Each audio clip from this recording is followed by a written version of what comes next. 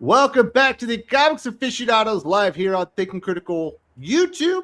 Hope everybody is ready for a fantastic Saturday morning geek talk show. We had a great panel here. Unfortunately, Doc is not going to make it today. He is experiencing severe windstorms and has not had power for like 14 or 15 hours. But the gang is all here otherwise. And we do have some special guests. We got John from the 616 Comics. How you doing, John?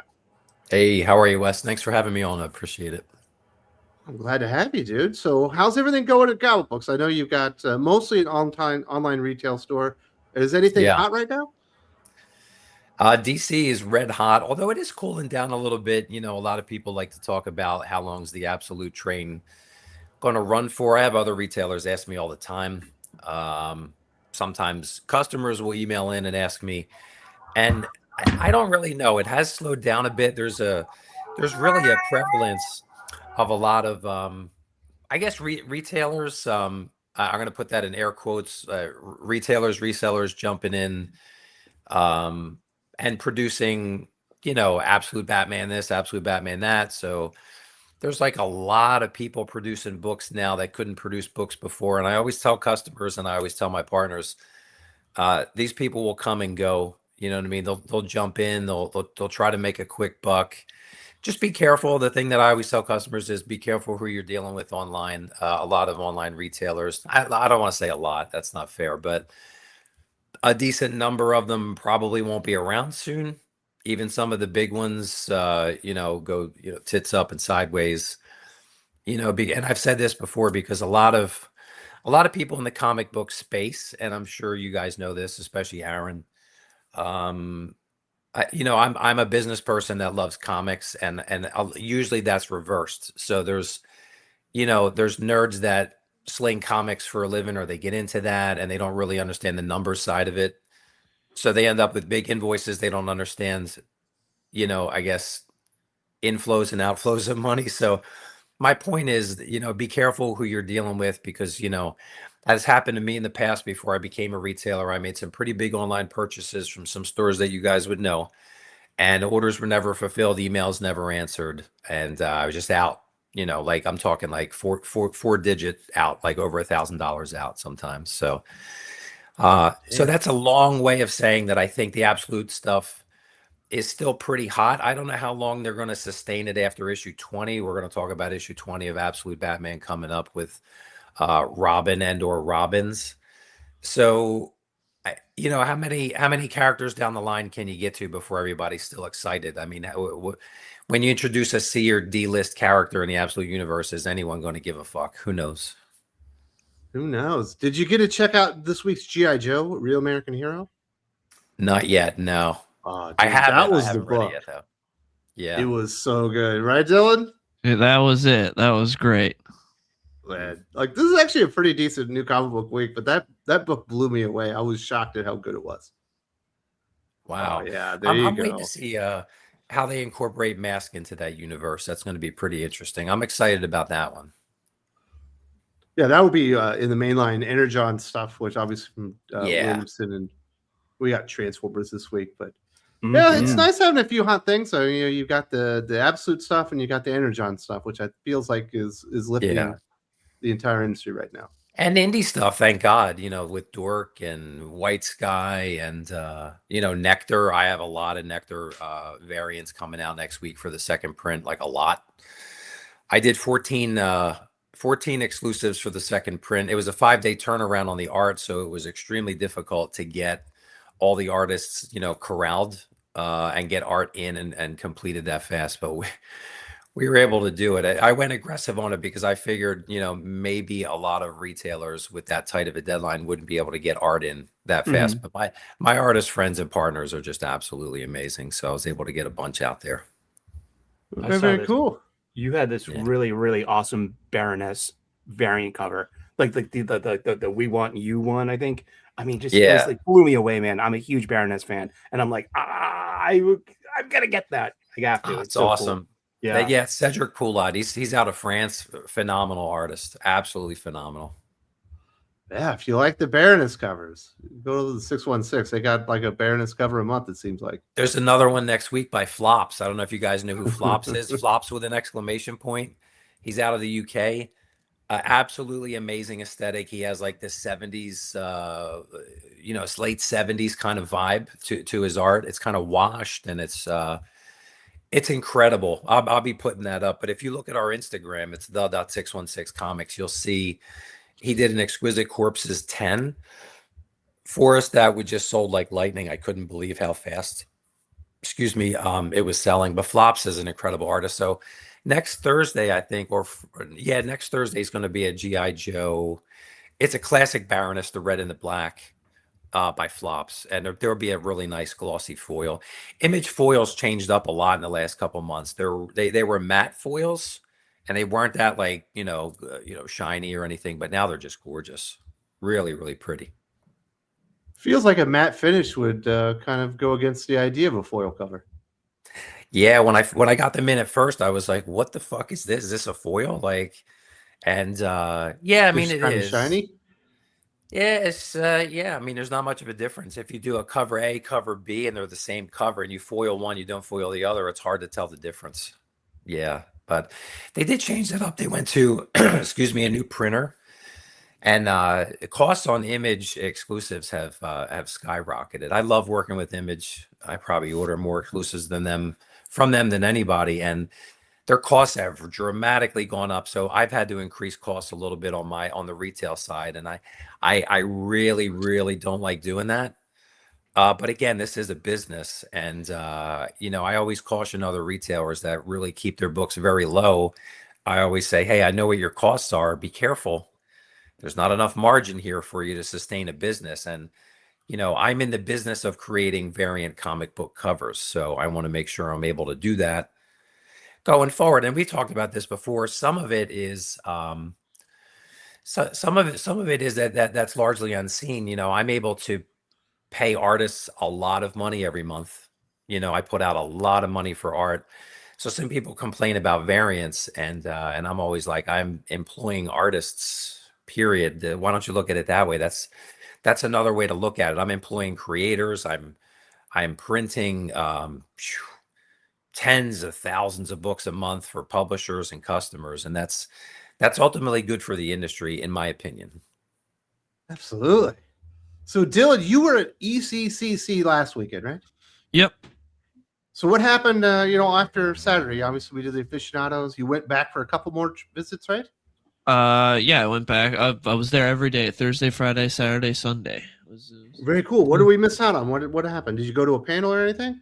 I went to the Claremont panel, which I talked about, and then I went to the What's Next DC panel, where Jeff Lowe essentially had to talk about why Hush 2 was delayed for so long, where he was trying his hardest not to completely throw Jim Lee under the bus, but did explain that it was all Jim Lee's fault.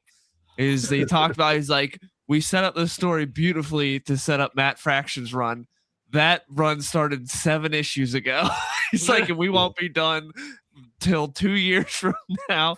And he's like, when me and Jim were talking about doing this, like, Jim, can you do it? When are you gonna find time? He's like, oh, I'll do it on the weekends. And he's like, well, but you guys don't know is Jim has 9 kids, and every weekend is a graduation, a wedding, or something else.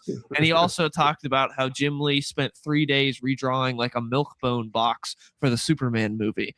And that was also something that took up time, and he was constantly doing stuff for that. And he was just explaining why the book was delayed for so long. That's awesome, dude. Yeah, it was fun. It was hilarious listening to it. But he's talking about how the next issue will end, and then he says all 6 issues will be out in 2027 for the second part of it. That's what he claims. I don't believe that unless they get a new artist. That's what he says. And then that was where they announced the Wonder Woman Batman book that he's doing, and people got very mad because he talked about how he's like, if you think I don't know how to write Wonder Woman, you're right. That's why I have this guy, which is like a dude that helped write the first Wonder Woman. Oh yeah, like, that's right. That's that I ask questions. Heinberg is helping him out. Yeah, people got very mad about that. Like, why do they let this guy write Wonder Woman? Here, none of you are bitching about Ultimates anymore and Ultimatum. Tom King gets to write Wonder Woman, and he can't write anybody. Yeah. Yeah. Yes.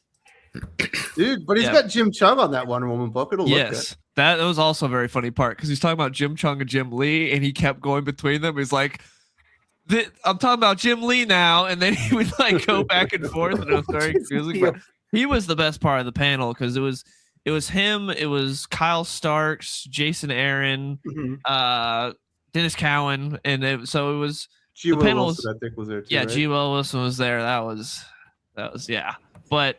He was the best part because there was part where they had the Batman group editor that was hosting it. He was the moderator, and Conroy? he asked them like how do you write superhero comics in today's day and age with everything that's going on in the world, how harsh everything is. And Jeff Lowe gave the best answer where he was like, comics are escapism. I try to give people escapism. Like he gave like a really long, basically speech and thanking everyone for being able to write comics to this day and how much he loves it. I was like, it was very sweet what Jeff Lowe said. And you had already met him the day before, right? Yeah, I met him. The guy houses peanut M&Ms. Yeah, you just got like a bucket. He had the giant family-sized bag, and he was just housing them. They take the blue ones out like Van Halen, and in the contract. So the G. Willow Wilson part of the panel wasn't the most exciting? No, because it's just like, Poison Ivy is gonna be mayor. That was basically her big thing. That was it. That already happened. I didn't even see anybody write an article about it. And it happened last week or 2 weeks ago. But I was looking ahead the other day at the Matt Fraction run. I saw like 2 issues from now. It's like got Ivy as mayor on the cover. I was like, so it's like it's affecting all the Batman. And Vandal Savage is still the commissioner of the GCPD? Yes. Yeah. Oh, yes. Yeah, and Lex Luthor's going to be president again, and it's just 4 everybody. more years. Yeah. The Legion of Doom is Congress. It's So it sounds like you had a good time at ECCC. Yeah, I did. It was fun. Did you decided to invite your lady friend into your geek world? Yeah, she went last year. Last year was her first time going, and she came back just on Sunday though. I bring her on the final day. Yeah, that's what I did with my wife and kids. Like they can't handle more than one day of this. Yeah, because I'm sitting there digging through back issues, and she's just like walking around looking for free stuff. That's how it goes. Did you find any more Jonah Hex? No, that had hardly any Jonah Hex. I got like 3 issues of Jonah Hex because there was like nothing there, sadly. So you're under like 12 issues to find before you have a complete run? Something like that. Yeah, I'm getting pretty close. Dude, that's like a big achievement. Yeah, I'm happy about it. I'm excited to finally get it done. What character are you going to go to next? I might try to get all Vigilante. That might be the goal. Oh yeah, he's nice and obscure. He's not going to be expensive. Yeah. You don't want to be going to try to get a complete run of Superman. No, that's You're going to be a billionaire a few times over. Yeah, that's not doable for me. Dylan. And then you finally got to just see announced- HH on Sunday, right? Yes, I saw HH on Sunday. He was great to talk to as always. He gave me the trade that him and Mike Barron did. Then he a little bit racially profiled my girlfriend because he gave her the manga instantly. Because she's Chinese, so he's like, "Oh, you like the manga, right?" It was very nice of him, and she was very happy because again, her whole goal is to get free stuff there. So, HA was great. Does he look like he's been working out? Yes, he looks jacked. Absolutely. He also, as always, sold a ton of comics. He's telling me how because he had 2 booths. He had the big one on the main exhibitor floor downstairs, and he had like in Artist Alley. He had a smaller one with manga. And he said he completely sold out upstairs, and then downstairs he had hardly anything left. Like he had sold out almost completely. Yeah, I was talking to him a couple of years ago, and he doesn't measure his sales in units sold. He measures it in tonnage. I can see why. So, yeah, I guess he just goes on the concert and like wipes everybody out. Well, very cool. Sounds like Emerald City was awesome. Yeah, it was fun. It was a good time. You going to MegaCon? No, that's all the way across the country. Yeah, but you're from Florida. It's like going back home. Yeah, but it costs money. I just spent a bunch of money at Emerald City Comic Con. Yeah, cons are expensive. Yeah, how much did a 4-day pass cost for that tea? 100 something. I think I can't remember how much exactly. Like a little over 100. That's not Where they bad. get you is with the refillable big ass cup that Aaron Sparrow always gets for like $18. I don't always get it. I have one. Yeah, you get it once and then you can refill it. But no, they're not. Sadly, they're not at Emerald City Comic Con. That would be nice because I got that at Dallas. So that would have been nice. I'll loan you mine. I'll bring mine to shows, Dylan, and loan it to you because I don't drink soda anymore. So it's like I don't have any use for it except for here at home. You going on a keto diet or something, Sparrow? No, I just haven't drank soda in years now. I just don't, don't want all that sugar. Oh, well, there you go. Tommy, you're going to be at MegaCon now. I am. I'm pretty excited about it too. I've never been. Man, so you and Sparrow will be at MegaCon. And Drew? And Drew? Who else is going to be there, Sparrow? NHH. HH will probably be there. He's everywhere. That guy lives in a car with comic books, I think. And Andy Andrew and the chat will be there, and Von Coleman will be there, and all of your indie darlings will all be there and having a good time. Cool. Oh man, I wish I was there. I'd take you all out to Chuck E. Cheese or Arby's or something. Do something good, you know? What do you got planned for MegaCon, Tommy? You going to go to any of the panels? You seen any of the big guests there besides Sparrow? Yeah, I mean, obviously, I got to start with Sparrow and Drew. But after that, yeah, I mean, there's some pretty awesome creators and artists that are going to be there. So I'm pretty excited. I'm actually going through comics, pulling out things I want signed, and yeah. And a lot of them I've had on the podcast, so I'm looking forward to solidify second and third visits to the podcast. And Nice. I'm going with my buddy Ty. He goes by the Spawn Hunter on Instagram and all that good stuff. And we got a room together. So yeah, it's gonna be fun, man. And then we're going to Universal, I think Friday night, which I've never been to Orlando Universal. So that'd be kind of cool. It'll be fun, man. So you're bringing the old lady. No, You're going by yourself? going by myself. Oh wow! I was just in Orlando and I took her to Disney World. She's a very big Mickey Mouse fan, so it's really hard to get her to a Comic-Con. She's not, it doesn't excite her at all, other than going through bins looking for old Mickey Mouse comics. We do have quite a bit of the old Mickey Mouse comics, so that's her thing. And yeah, I bring her along, and if she finds those, she's happy. If she doesn't, she's bored out of her mind.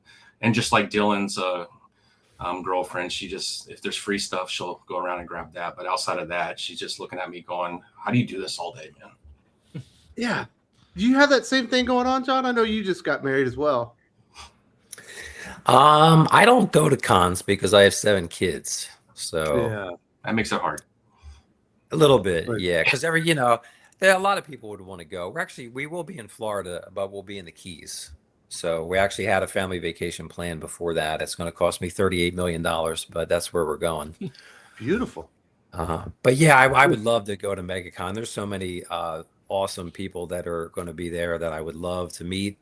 I'm friends with a lot of people online, but I'm kind of holed up in my shop and with my family. So unfortunately, I don't get to interact with a lot of. I live kind of It's weird. I live a solitary life as a retailer because I'm just. I took a picture the other night when I was leaving the shop. It was 12:37 a.m. and I had been there since like 7 something in the morning. And a lot of people don't understand how much work goes into retail if you do it right, and you really give a shit about your customers and your employees and what you're doing. It's a lot of effort. I mean, if you text me at quarter to midnight, I'm probably still working. Yeah, whenever I start talking about comic books, my wife's eyes glaze over. I'm like, okay, I'm not Yep. trying to kill you here. Yes, She is I love not my into wife, it. but yeah, I wish I could get a little more traction with that for sure. Although oddly enough, I got my 7-year-old boy into WWE, so he took to it like a fish to water. So he's buying all the the John Cena pillows and he's body slamming him on the couch. He's like, "Come on, Dad, let's wrestle." And I'll be 53 this year, so my joints ain't what they used to be.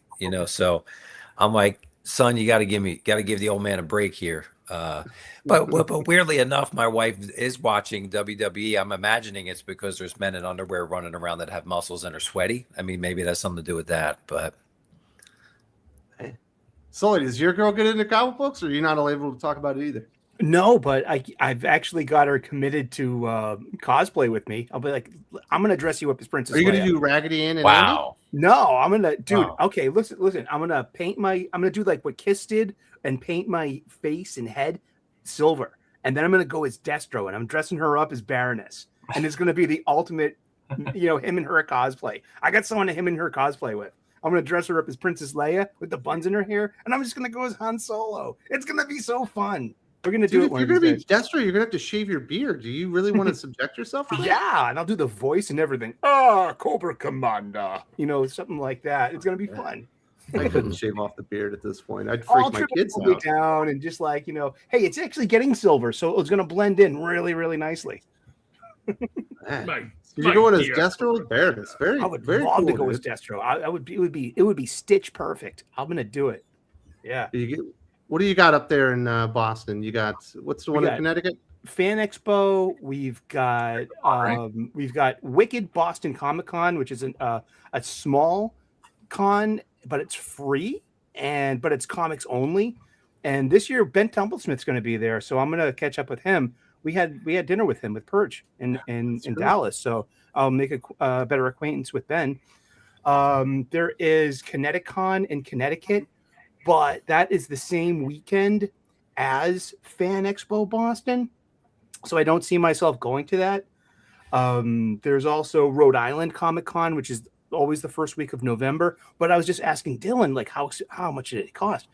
That one is so expensive to get in, and I'm like, come on, let's have no illusions. Going to a con it's still the glorified flea market. You're getting into what? Spend more money inside.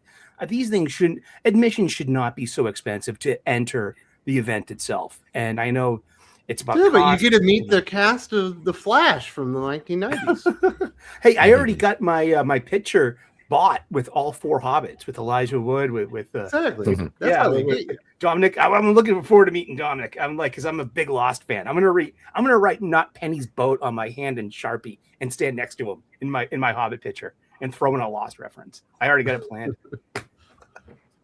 Yeah. So Dylan, somebody asked how many retailers were at ECCC. A decent amount is actually a decent amount there, but it is very much a pop culture con. Comics aren't the focus of the convention. Like, who was the big movie star? They had Hayden Christensen was there for one day. They had some of the Guardians of the Galaxy cast there. I didn't really pay attention to those celebrities. I can't remember Chris who. Pratt? Not Chris Pratt, no. But they had like Michael Rooker. Michael Rooker was there. They had Palm. I can't remember Sparrow her last name. Oh. Sparrow got a noogie from Michael Rooker, right? Yeah, I got put in a headlock. That's pretty cool. And he called you a little shit. No, he called me a little effer, is what he said. Oh. He said he put me in a headlock, and he did one of those, and then was like, "I love this little effer" to one of the two girls that he brought. And I'm not a small guy, but Rooker is bigger than you expect him to be. What did you do to make him like you so much? I don't know. I made him laugh. Like, we'd known each other like 2 minutes. Uh-huh. But I cracked him up, and then we were buddies. And you also got Cobra clutched by fucking Sergeant Slaughter. Mm-hmm. Yeah, I've been attacked by numerous celebrities you may know. There's a weird pattern going on there, Aaron. What's going on? A weird what? Pattern. Oh, well, I have a gift. Because you'd only known Sergeant Slaughter for like 2 minutes before he tried to put you out. Well, no, I'd known Sergeant Slaughter for longer because we had that whole ride to Bell County Comic Con together on the shuttle from the hotel. With the Honky Tonk Man. Yeah, so I got him and Honky Tonk Man talking about their the old days and there's some great stories from those two. Like, if you ever get to like the chance to like just sit at the learning tree of professional wrestlers, they've got some great stories. And Sarge is great. I mean, obviously he's got 2 different fandoms. He's got his wrestling fandom, and then he's got his G.I. Joe fandom, and occasionally they cross over. But yeah, he so he's drawing revenue from 2 sources when he shows up at shows, and he's always like really gracious and good guy to talk to. You get a chance to meet Sergeant Slaughter, I recommend. All right, I'm going to put you on the spot. Who was the best meet then? Since you're meeting all these people behind the scenes, you're also in Hollywood, so you're probably meeting movie stars at Arby's and shit, right? The movie stars are hanging out at the Arby's, Wes. That's how. Well, everybody's going to get a big Montana, homie. It's probably been a long time since they acted if they're at Arby's. Is that Elijah Wood getting some curlies? By the way, you know, with the last couple of weeks where the McDonald's CEO has been absolutely clowned for the weak little baby nibble that he took of his burger, like the burger product. And then everybody started clowning him. The Burger King guys out there taking a big bite, and I'm sure Jack in the Box had some response. You just know the president Arby's is terrified that the gaze is going to turn to him and he's going to be forced to eat something from Arby's on camera. Oh, come on! Why do we? What's with? I still don't get the hate. I love Arby's. I miss. Well, it. I got to carry the torch for Perch till he comes back. He's out there in the world, weaving the tapestry that is his life, and we gotta pour one out for Perch every now and then, and insult Arby's. But yeah, I mean, I'm looking forward to MegaCon. It should be a great show. Looking forward to hanging out with Tommy, hanging out with Drew, seeing all my artist friends, and. I've we've got got something special for the channel members here. Nice. This was sent out to, if you're a Kneel Before Doomface backer, this was sent out to you, but I'm going to go ahead and paste it in the chat as well. If you want to pick up the Kneel Before Doomface special preview edition for the con, which has an homage to X-Men 274 as its cover. This is the last preview we're doing because the #1 book is at the printer. We've got a rough delivery date from them, so should start shipping that out. But I just pasted the code, or as I'm trying to. There we go. I just pasted the code. It's a discount code for the Comic Mint. Go over there and grab that cover. Very nice, Sparrow. If I show up to MegaCon with the 50, what does that get me? Does that give me a comic book and maybe a signature? Or does that give me a comic book and a handshake? Well, I mean, I try to avoid handshakes at cons just because it's cons and the con crud runs rampant. So I'm happy to sign anything that people bring, whether it's mine or not. I get fist bumps and air hugs. Here you go. So you'll sign an Iceman Omega? Yeah, I'll sign an Iceman Omega. I'll write you a nice little quote on there, my opinion of Iceman Omega, and then sign it. Happy to do that. Oh man, sounds like it's going to be a good time. I'll give you something inspirational, like inside of you there are two wolves. Both are gay. John, we needed to get something like the 616 in Thinking Critical at some con sometime soon. Yeah, I would love to do that. I was just actually talking to my wife about that. So we're kind of in the process of some people are confused. They're like, "Are you in New York? Are you in New Jersey?" Both right now. So I'm kind of splitting time between a home we have up near Ithaca, New York, and then near Philly in South Jersey. So that should be resolved by the end of the year. We started another business outside of comics. So once that kind of settles into the summer, I would love to go to San Diego. I think that's a little too much, but there's a chance me and Jenna, my wife, might be at New York in October. I would love that. But just to meet with like publishers and artists and creatives like you guys, I don't want to set up a table. I don't want to get into all that, shipping books there and getting my staff in there. I mean, it's just, I always said, it's a lot of juice, or it's a lot of squeeze for the juice that you get. If you're a retailer and you go to a con, the table prices are outrageous to get a booth. It's just not worth it for me. We could just go live on Whatnot for a couple hours and make as much as we would do on a whole weekend of, and then I basically have to shut operations at the shop down. We have about, there's 12 people that work for me total with me. I'd rather say it that way. 12 people that work with me. And then I got to shut everything down, ship everybody to the con, It's just a lot. So everyone, a lot of customers are always like, "John, are we going to meet you at a con? We're going to meet your live crew at the con." I'm like, nah, if I go, you'll just see me and Jenna walking around and meeting with some publishers and other people we want to see. And that'll probably be it. And then me and Jenna will go party somewhere else for the night. Speaking of Whatnot, if you go down to the video description, there is a link to the 616 Whatnot eBay and their website. So definitely go check that one out. So, Tommy, you're the big UFC fan, right? I do enjoy UFC, yeah. We got UFC Freedom 250. The card was announced, and it feels like Dana set it up to where all the Americans are going to get their asses beat, except for O'Malley. Yeah, it's not a lot of – I personally don't think it's that great of a card. I mean, they were talking 7 title fights at the beginning. It was going to be huge, and I to be honest, because fans are not going to be at the actual fight, they're going to be across the street at the park watching it on a giant screen. They're expecting like 80,000 people there. a lot of fighters don't want to just sit and fight in front of a bunch of Congress people and stuff like that. So I don't think there's a whole lot of fighters that even want to be on that card. So John Jones wanted to be on it. Yeah, I mean, a lot of fighters said, I don't want to go sit there and like Usman. There's a bunch of them that come out and said, I'm not fighting in front of a bunch of Congress people. It's going to be boring. Most of them don't even watch UFC. So I don't know. We'll see how it goes. I'll watch it from the comfort of my couch. And now that it's on Paramount, I'm saving a bunch of money. So I'll watch it. I'd pay to see them fight Congress people. Yeah, exactly. They should. That would be pretty. They could charge for that, and I think they would do very well. That'd be the biggest card ever. It's like ever. Yeah, I gotta see this. They kind of set up Gaethje to get his ass smoked in the main event. Dude, that is a crazy fight, man. I would not want to go against Elia, man. That guy has got a right hook that is insane, and he's dropping if he drops Gaethje. And the run that he's had over the last 2 years of Max Holloway, he's going to go down as one of the greats of the last, couple of years for sure. Yeah. And Dylan, you and I had already talked about it a little bit, but you also were basically unimpressed. Yeah, it's not like Tommy was saying. They were talking about 7 title fights. They're talking about how this card is going to blow your socks off. It's going to be incredible. And then they revealed it. It's like, if it just for a standard pay-per-view would be okay. For this being at the White House, 250, the Freedom card, and it's just these are the fights we get. It's annoying.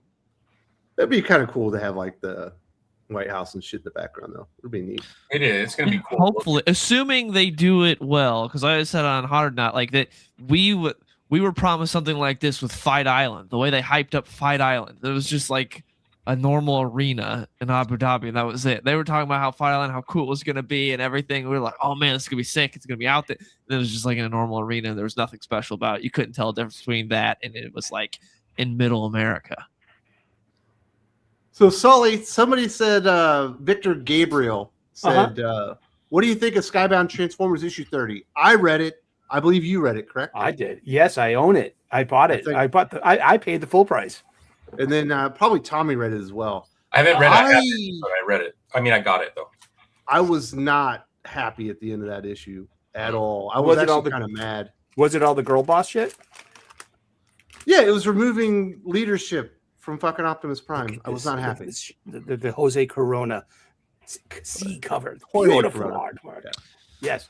Yeah. Okay. Thank you. I do that once. I'm telling you guys for like years now, Transformers was a waste of time. And look who was right. No, I just see it's because it's unmistakable. It went girl bossy. It did because spoilers. Anyone there's some mantles passed. Not just the obvious big one, but also Ultra Magnus a few issues ago. Shared the Magnus title with RC. So now she's like what RC Magnus, is that her name now? And yeah. she's evolved like a Pokemon, so she's got like she's now like the greatest knight of the Autobots, which sure. I mean, let's see where this goes. I don't understand why you guys are saying that it's girl bossy, because they're robots and they have no gender. They just have design specifications, and I will die on that hill. Well, that's fine. The one that's girl coded ends up taking the mantle of leadership from Optimus. And Optimus is one of the great leaders in the history of any fiction. Yeah, and he's handed it down to Hot Rod before in the fiction. So who sucked? He died when that happened. Does Alita 1 suck more than Hot Rod? I don't think she does. That's a personal question between her and Optimus, man. Have you read the book yet, Aaron? No, I haven't read it yet. So you haven't seen how it happens? No, I haven't seen how it happens. That's the problem. It's a really good fight scene, though. I mean, I love the pages. I love the panel. Oh, it was a good, they fought. I mean, that was just would destroy fucking Alita. Right, but it's kind of just like, hey, she like challenges him to the right of leadership through combat. And it's so, action movie like. I had no problems with it like that. Thank God 32 Flavors Nick Weiser's got a little common sense. He said this crossed the line. I agree. It crossed the line. Never should have been crossed. And Kirkman has been going downhill on his Transformers run since the day he showed up.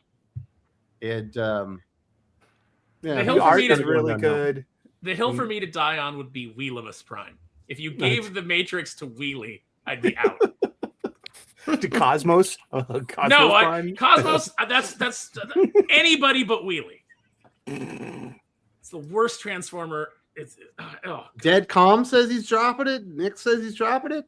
Yeah, I don't think it's a good move. Why? Well, Because of the girl boss stuff, or you guys are getting race swapped Matt Tracker. Why is this surprising to you? It's really Hondo. That's the mask. I don't really care about masks like I do Transformers, so it doesn't bother me as much. I do care about masks. So Man, this really got you going, huh, Aaron?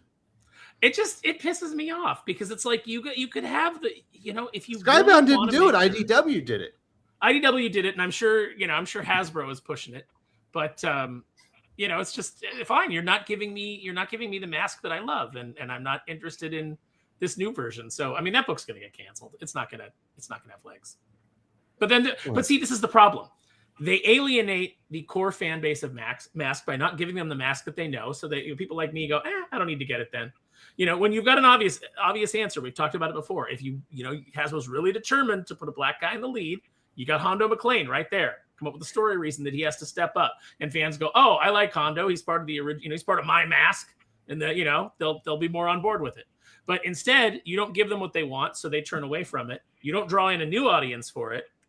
And then it dies, and then I guess people just don't want Mask. No, people don't want the skin suit of Mask that you're giving them. Actually, Mask makes all the sense in the world in that Energon universe where you have the Joes and Cobra, the Decepticons and Autobots, and now you have something kind of in between.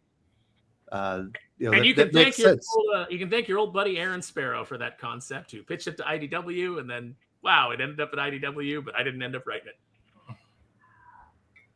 Funny how that works. So you pitched it and then it came to life without you, huh? Mm-hmm. That happened a lot at IDW. But in fairness, it happened at Boom too, right? Oh yeah, it happens quite a bit in the industry. Didn't you pitch a lot of stuff up for like Toy Story and stuff, and then they would tell you can't do that, and it ended up in the movies? Yeah. Well, more Jesse Snyder, but stuff that we worked on together for Toy Story, and now it's like, oh look, it's the premise of the new Toy Story movie, and you're like, okay. Not that anybody else couldn't arrive at that conclusion, but it's funny how things go into the, Disney has a reputation too of if there's something that they think is an interesting idea, they'll option it. And then that option holds, and then they'll develop it separately on their own over here and let the option expire. But now that thing is in progress in their IP farm. And so nobody else can pick up that thing that they optioned and held for a while. It's some pretty snake business practice. Pretty crazy. Dylan, are you going to jump on board Mask? It's not exactly Transformers, and it's kind of closer to G.I. Joe.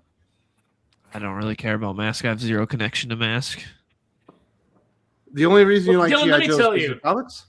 Dylan, Mask, the Brass Crusaders are working overtime, fighting crime. Fighting crime. They're secret raiders. Anyway. Tracker's got such supervision. See, Matt Tracker's going to lead the mission because Spectrum's got some supervision. That means the kid got rate swapped too, out of sheer principle, right? Maybe he's adopted. Who knows? Oh, maybe he's. But you know what? Now T-Bob's going to be street. The mailman says, "Wait, did the time zones change again? I thought the stream was at the top of the next hour. I had the exact same problem. I had two recordings, one with Aaron, one with Nick, and I was late for both of them because times changed. I didn't even realize. But yes, there were time zone changes." Screw you, America, for not just go at the same time all year long. There's no reason anymore. We should not move. Where we are now, this is it. This should be the last time change we ever do, and we should just stick to this from now on. Yeah, I think everybody would agree with that one. Yeah. It's time to just stick with it. All right, Tommy, I see you got your Green Lantern hat on. We did talk about the trailer last week. Yeah. What were your thoughts about the Lanterns trailer? Were you excited? Were you less disappointed than me? I mean, I was probably a little less disappointed. I think by this time we're kind of used to them making major changes like that. I think it's more of just the arrogance and the way that the showrunners kind of talked about Green Lantern just is mind-boggling that they would have such a, I don't know. The business model is weird, right? I'm in business. I'm in the grocery industry. If a new food brand comes out and says this brand is only for this amount of people, we don't care if anybody else likes it or not, that brand fails, they won't even put it on the shelf, right? Because every millimeter of shelf space in any kind of retail has a dollar amount that it needs to produce. The only place in the world that doesn't live by that motto is Hollywood. And it blows me away that they could offend fans and they could do all these things and then come out with something. And then when it fails, they blame the fans. It's the weird cycle, and they just keep getting more work. So I wasn't surprised by that. I'll watch the first episode or so and see how it goes. I'll just divorce myself of it being Green Lantern, and it's probably just going to be some kind of, police show or something like that. I hope it's good, but I don't get bothered by that stuff very much anymore, because it just happens all the time. So I go back to Blackest Night. I'll read that over again if I need my Green Lantern fix.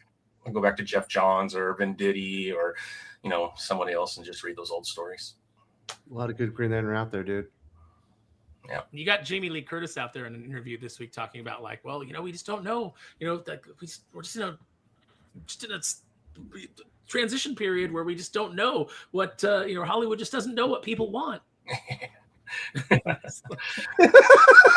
don't know about that. I feel like they know. Thank you, Aaron. I needed a good laugh. Yeah, it's not like there are hundreds and hundreds of YouTube channels and people talking about online about the things that they don't want and the things that they do want. And but no, nobody has any idea why Hollywood is failing, why these things keep bombing. Let's hear for the peoples. Oh, okay, go ahead. Very good day, La Casa. Sorry about that, Aaron. That was bad timing. Marvel is so bankrupt, they want to capitalize their incapacity. Still buying Masterworks. Things done 30 years ago beats their modern failure any day. That is a problem with Marvel there, John. They're just not very hot right now. I've noticed when I look at their solicits, their number of just even facsimile editions is doubling, sometimes tripling every single month, where they're just, I guess they've realized it's probably better, more profit to go back and just reproduce stuff that they already did. Yeah, I think you're right. I can't give it away. I was talking to another artist retailer that I work with a lot, and I actually warned him because he's talking about doing a couple Marvel things, and I said, listen, my friend, I'll go in with you on that. So sometimes retailers, when you're producing retailer exclusives, when the print runs are bigger, right, like Marvel, DC, you're talking 3,000 to potentially 7,000 or 8,000 books you're producing. The price tag on that can range anywhere from $17,000 to like $30,000 just for one book, one issue, right? So a lot of times retailers will help. I have partners. I have comic traders and in Canada that I work with a lot, Comic Kingdom Creative in Canada. My friend Spencer, Sean over at Comics Elite. I've been working with Sean. Sean mentored me a long time ago. And then we help each other out by helping take the burden off of some of these massive invoices.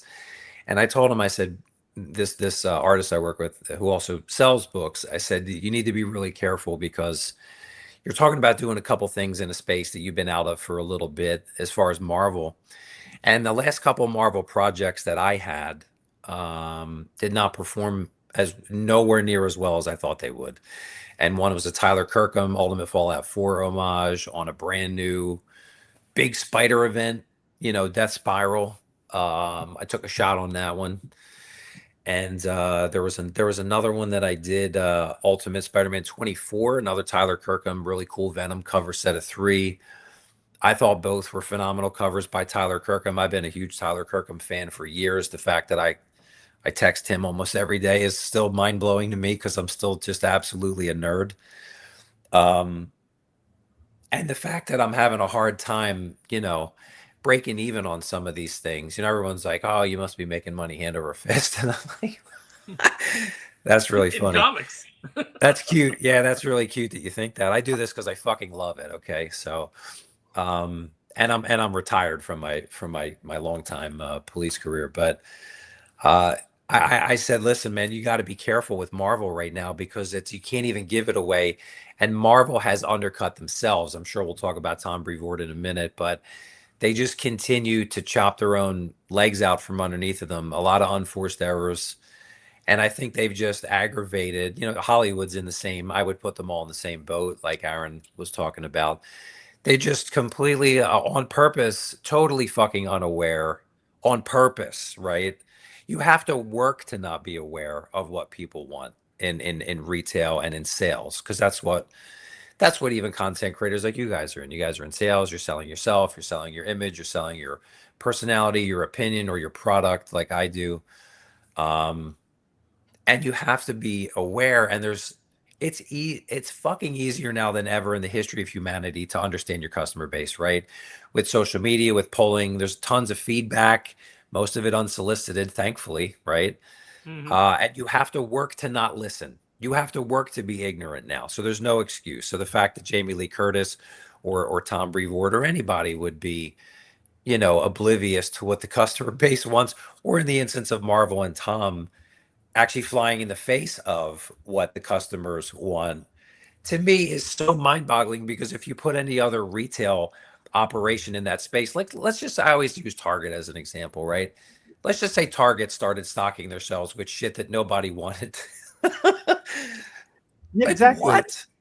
I'm a professional chef. Hey, I want the apathy of my guests. I want my guests to be like infuriated with the cuisine I make for them. Because at least they're engaged. I'm trying to sell them. I ordered a lasagna and you gave me Franks and beans. Franks and beans is better than lasagna. You're talking about it online. Yeah, I'm leaving you a shitty Yelp review. I'm going to give you vegan cuisine until you like it. You're engaged. Well, that's the problem, is that they're like, we don't understand what people want. And it's like, well, they don't want what you're giving them, but we're determined to give that to them because that's what we believe. And it's like, that doesn't work.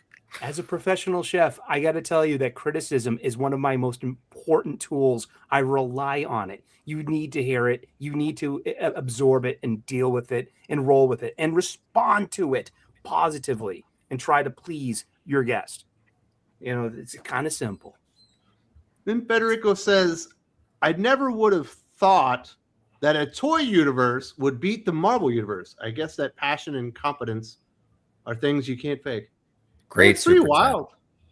Yeah, about the Energon stuff, because it's really only like 4 or 5 books at this point. They're about to expand out a little bit. But between Marvel 70 books, I don't think they have any that are really even touching just 4 or 5. Right. And I'll go and say too that don't give up on the Transformers, everyone out there in TV land. Don't do it. It's just a story beat. He's going to put time the to give toys up. back. It's over. No, come on, don't quit. Nobody likes Twitter unless it's cigarettes. Come on. Come on. It's have some fun with it. It's a beautifully drawn book. It's you got to put your heroes in peril in order to produce story. When they beheaded Ned Stark in Game of Thrones, we had all left, we would have been better off for it because there was no recovering, Sully. There's always songs about sticking with it and hanging in there and persevering. There aren't enough songs about giving up. I gotta say, Ned should never have sat down on that Iron Throne, and he never should have called for Tywin to be called to King's Landing. That was his fatal mistake. We need Jim to make us just a good song that's just like, I guess I'm gonna give up. It's just all about the virtues of just throwing in the towel. Like, save yourself the aggravation. Like, the things you love don't love you back. Sparrow, what more comic book universes do we need based on 80s and 90s toys? Oh man, I mean, it's tough to get away from the Transformers, G.I. Joe, because like everything you kind of like want to mix in there, even if it doesn't really mesh. Like, I'd throw in humanoids in the mix there. I think yes, you would. Doing humanoids versus Transformers. Sectors would pair up good with Masters of the Universe and Centurions and Silverhawks. And, I want Centurions. Centurions would fit into the Energon that would universe. Be great. You could do that. Yeah. There's all kinds of stuff that you could do and just make this giant expanded toy universe. Obviously, Teenage Mutant Ninja Turtles, SWAT cats, biker mice from Mars. Let's throw Battletoads in that universe. Let's just some Bucky O'Hare. There's a lot that you could mix up. Some Captain Power. I still have my Captain Power, like the starships, but I don't have a VHS to put in to fight with. People might not realize this, Aaron, but you literally have so many toys that you can't fit them in your house. So you have to have like a industrial size like storage place just to put your toys. This is true. Yes. We call it the toy box. That's why I told people. I said, you know, on the Kneel Before Doomface campaign, I told people, I said, there's no way that I'm going to run into the situation that a lot of crowdfunders do, where they blow all the money. I was like, first of all, I'm better with money than that. You know, your money's going to sit there. But even if something did happen, like let's say I got hacked and my money I'll just go to my storage unit and I'll get some stuff out and I'll sell it to make sure you get your books. Sell off some of that Star Wars merch, dude. Oh man, the Star Wars would be the first to go. Unfortunately, the market on it is not great. Yeah, a little down right now. Yeah, a little. Everybody's a little down on Star Wars. You know, they're just putting out announcements. Hasbro's like, look, you can get, Baze Malbus from Rogue One. He's finally in the vintage collection. And people are like, cool. I liked Rogue One. And then they're like $30 for a 3 3/4-inch figure. And everybody's like, go eat a dick, Hasbro. I'm paying $30 for Here's a bag of them. Mm-hmm. Molo says, Aaron, do you play with your dolls at the storage facility? I don't have any dolls. I don't know what that means. How offensive. I'll tell you what though, I did know I really liked a girl once when she called me while I was at my storage unit organizing things, and she's like, "What are you doing?" And I was like, "Oh, I'm at my storage unit," and she's like, "Oh, can you FaceTime me? I want to see this like legendary storage unit." So I was like pan and scanning the camera across stuff, and then she goes, "Wait, go back. Is that Duchess Dyer from Spiral Zone?" And I'm like, how do you know Spiral Zone? And she's like, Duchess Dyer for life, baby. And I was like, oh, you're cool. I like you. I'm shocked you're not married, Aaron. That felt like a bummer. Well, see, you gotta find somebody who appreciates the Spiral Zone. Jag Live says, so what are your guys' each top comic this week? And give one reason why you liked it. I didn't have any new books this week. G.I. Joe, wholesale ass. Real American Hero is by far the best this week. It was so good. It's the most jacked Snake Eyes you've ever seen, drawn by Andrew Cronkey, just with a 12 gauge going around obliterating terrorists. It's amazing. It was absolutely phenomenal. I will second that one. What was Emperor your favorite? Aquaman. Emperor Aquaman. Number 15. Emperor This Aquaman was good. great. I really enjoyed the hell out of this. Tim's comes back for the art. This is a solid issue. It's like, okay, what's next? And I'm in. Thank you. I like Jeremy the Adams. old man Aquaman portion of his personality. He was cool. And we got an outrageous for anyone that watches the Brave and the Bold show. We get an outrageous in this one, which is good. Tommy, what was your top book that wasn't Aquaman or G.I. Joe? Probably like Ordained.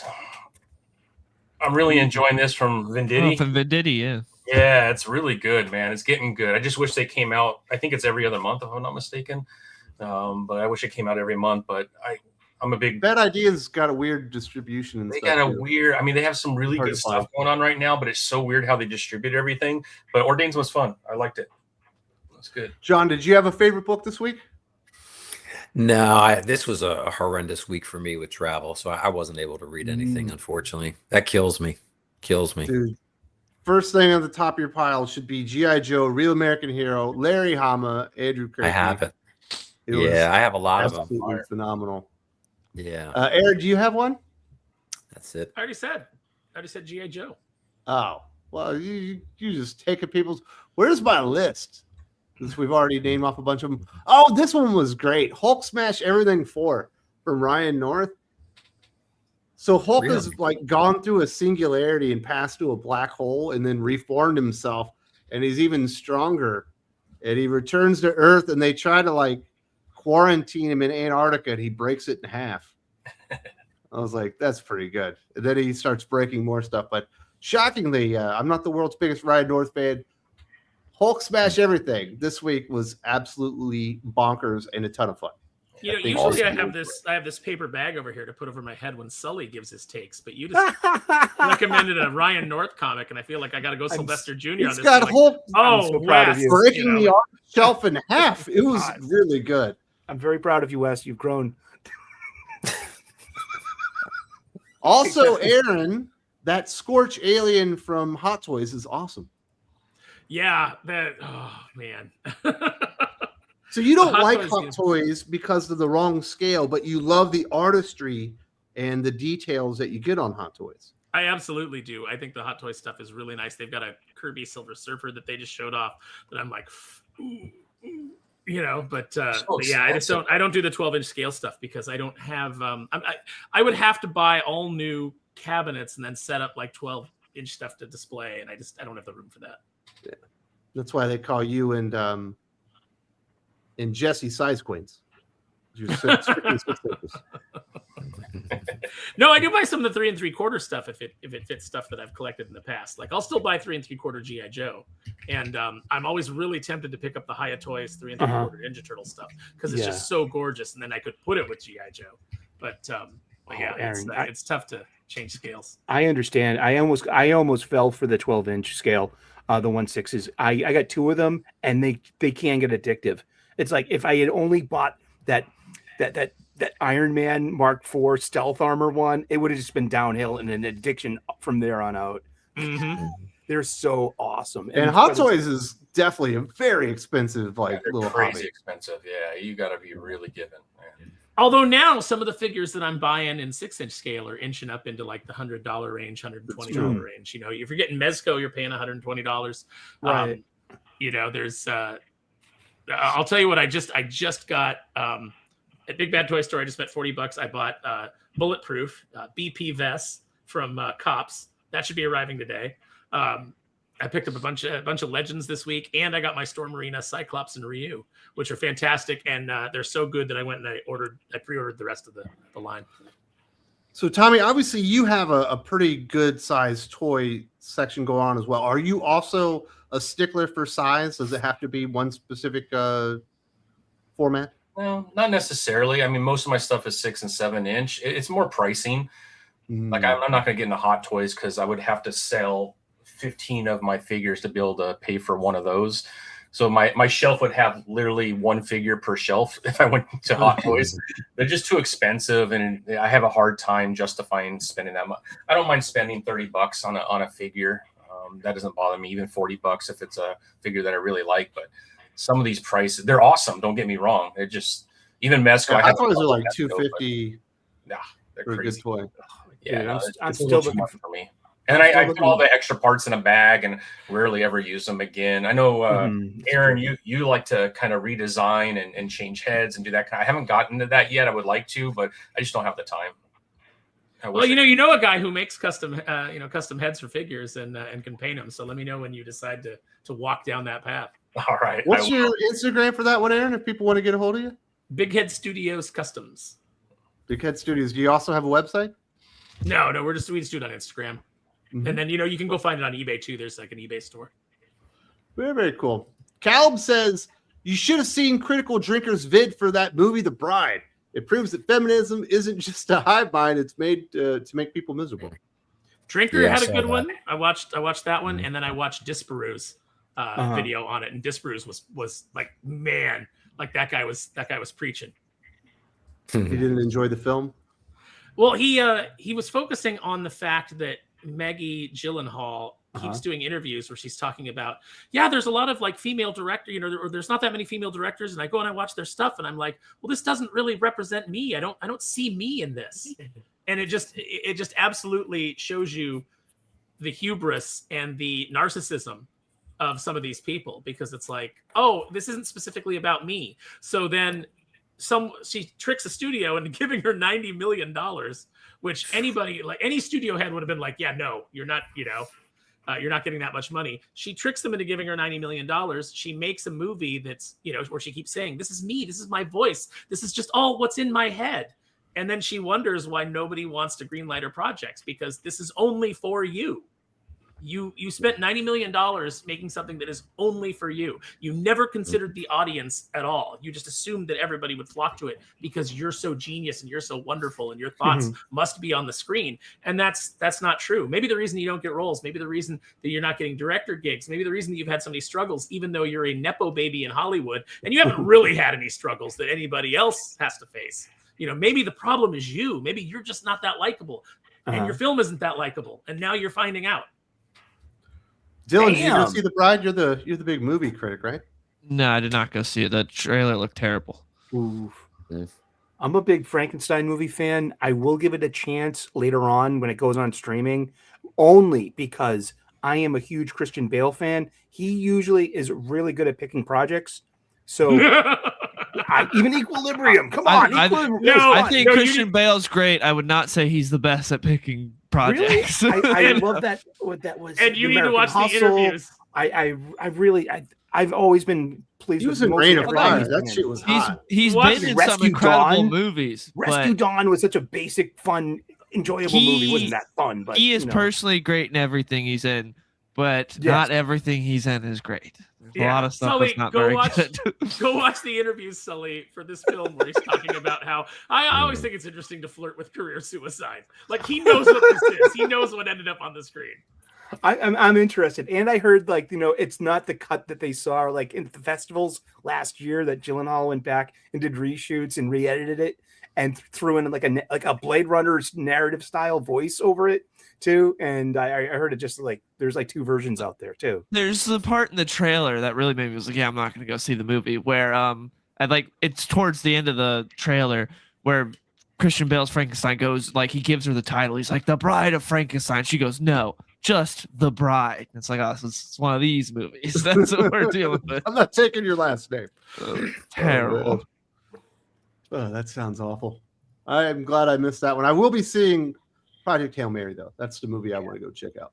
Me too. Good. There's really good reviews from everybody except the critics that are like, well, it's good, but it's it's a little bit predictable. It's a little bit traditional, which means not gay enough. I'm going to see Project Hail Mary next week. Looking forward to it. I'm gonna try to get Drew to go at Dragon Con, Dragon Con, MegaCon.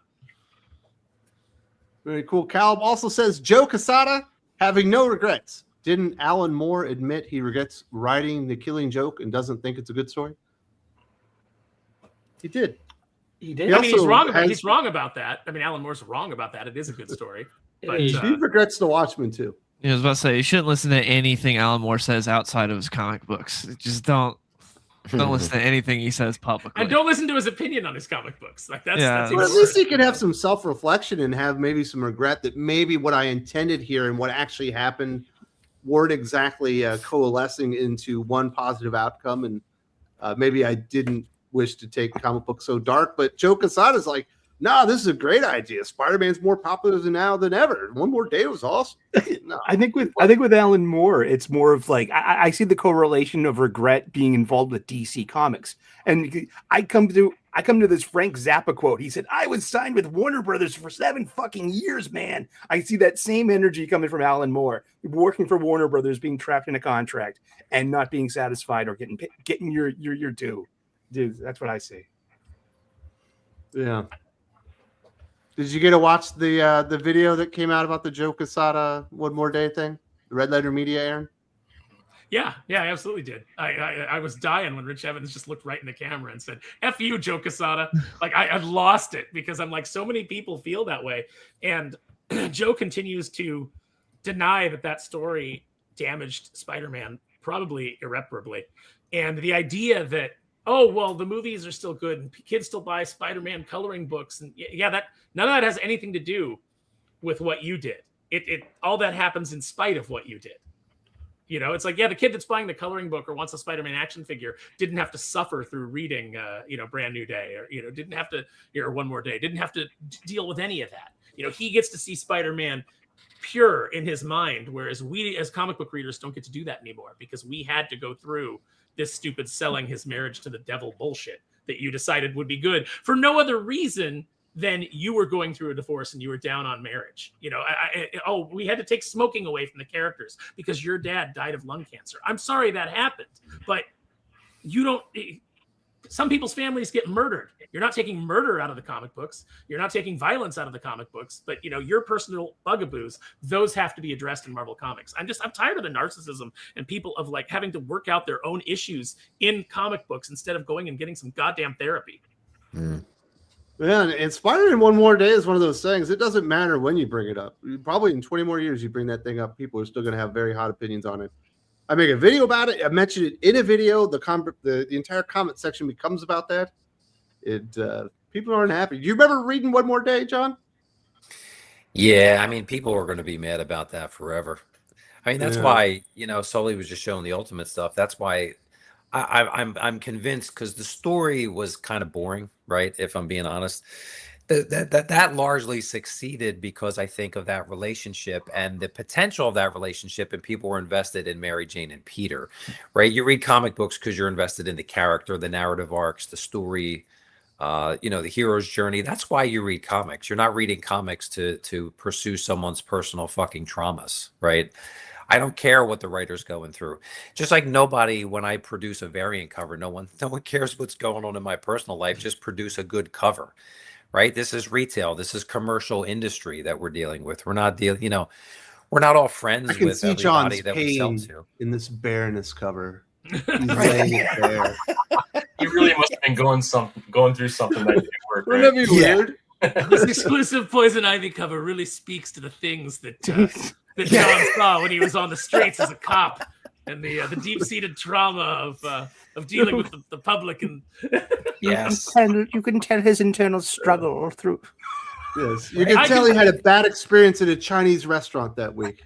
This cover represents the I dark sense crows of indigestion despair all over that there. wrecked John's soul. I specifically asked for chopsticks. My succulent Chinese Work in an Asian restaurant, were they crazy?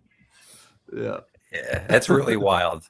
Like, I don't know why we're subjected to that, honestly. I mean, we're all grown-ups. I mean, you would expect the people that run these fucking companies to be grown-ups. Like leave your personal issues on the side. I mean, if that can help inform your narrative, great. But I mean, when it's so transparently obvious that you're working through it in the narrative itself, and you're just foisting it upon your customers, I think that's highly unfair.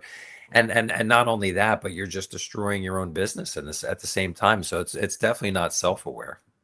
Yeah, and apologize when you make a mistake. Even Frank Miller, maybe the greatest writer artist of all time. What did he do with the Holy Terror afterwards? Maybe I went too far. Not exactly my best book. It's okay to admit you made a mistake, but for Quesada won't do it. But at least he did that with his own. I mean, I know that originally he pitched it as a Batman story, and thankfully it didn't end up being a Batman story. But at least he went on and he got that out in his own property. It's like I'm less harsh if you own it, and look, I think that what Eric Larson does with the Savage Dragon now is absolute garbage. But it's his book; he's welcome to do it. I know Sully likes it, but another legendary bad take. Yeah, I think it's awful, but it's his property. He's not taking that and then putting that on Spider-Man and working through and putting his weird kinks into Spider-Man. Yeah, that's what Dan Slott did. That's right. That's what Tom King does. Yeah. Galdon says, and on the subject, I believe Tom Brevoort is envious that Parker had a wife like MJ, and he does. Could be. I don't think Tom Brevoort had anything to do with One More Day. He's a guy. Well, I mean, he does defend it though, as saying that yes, he probably. He's a I don't know that he does. I don't know vice that he doesn't have. president.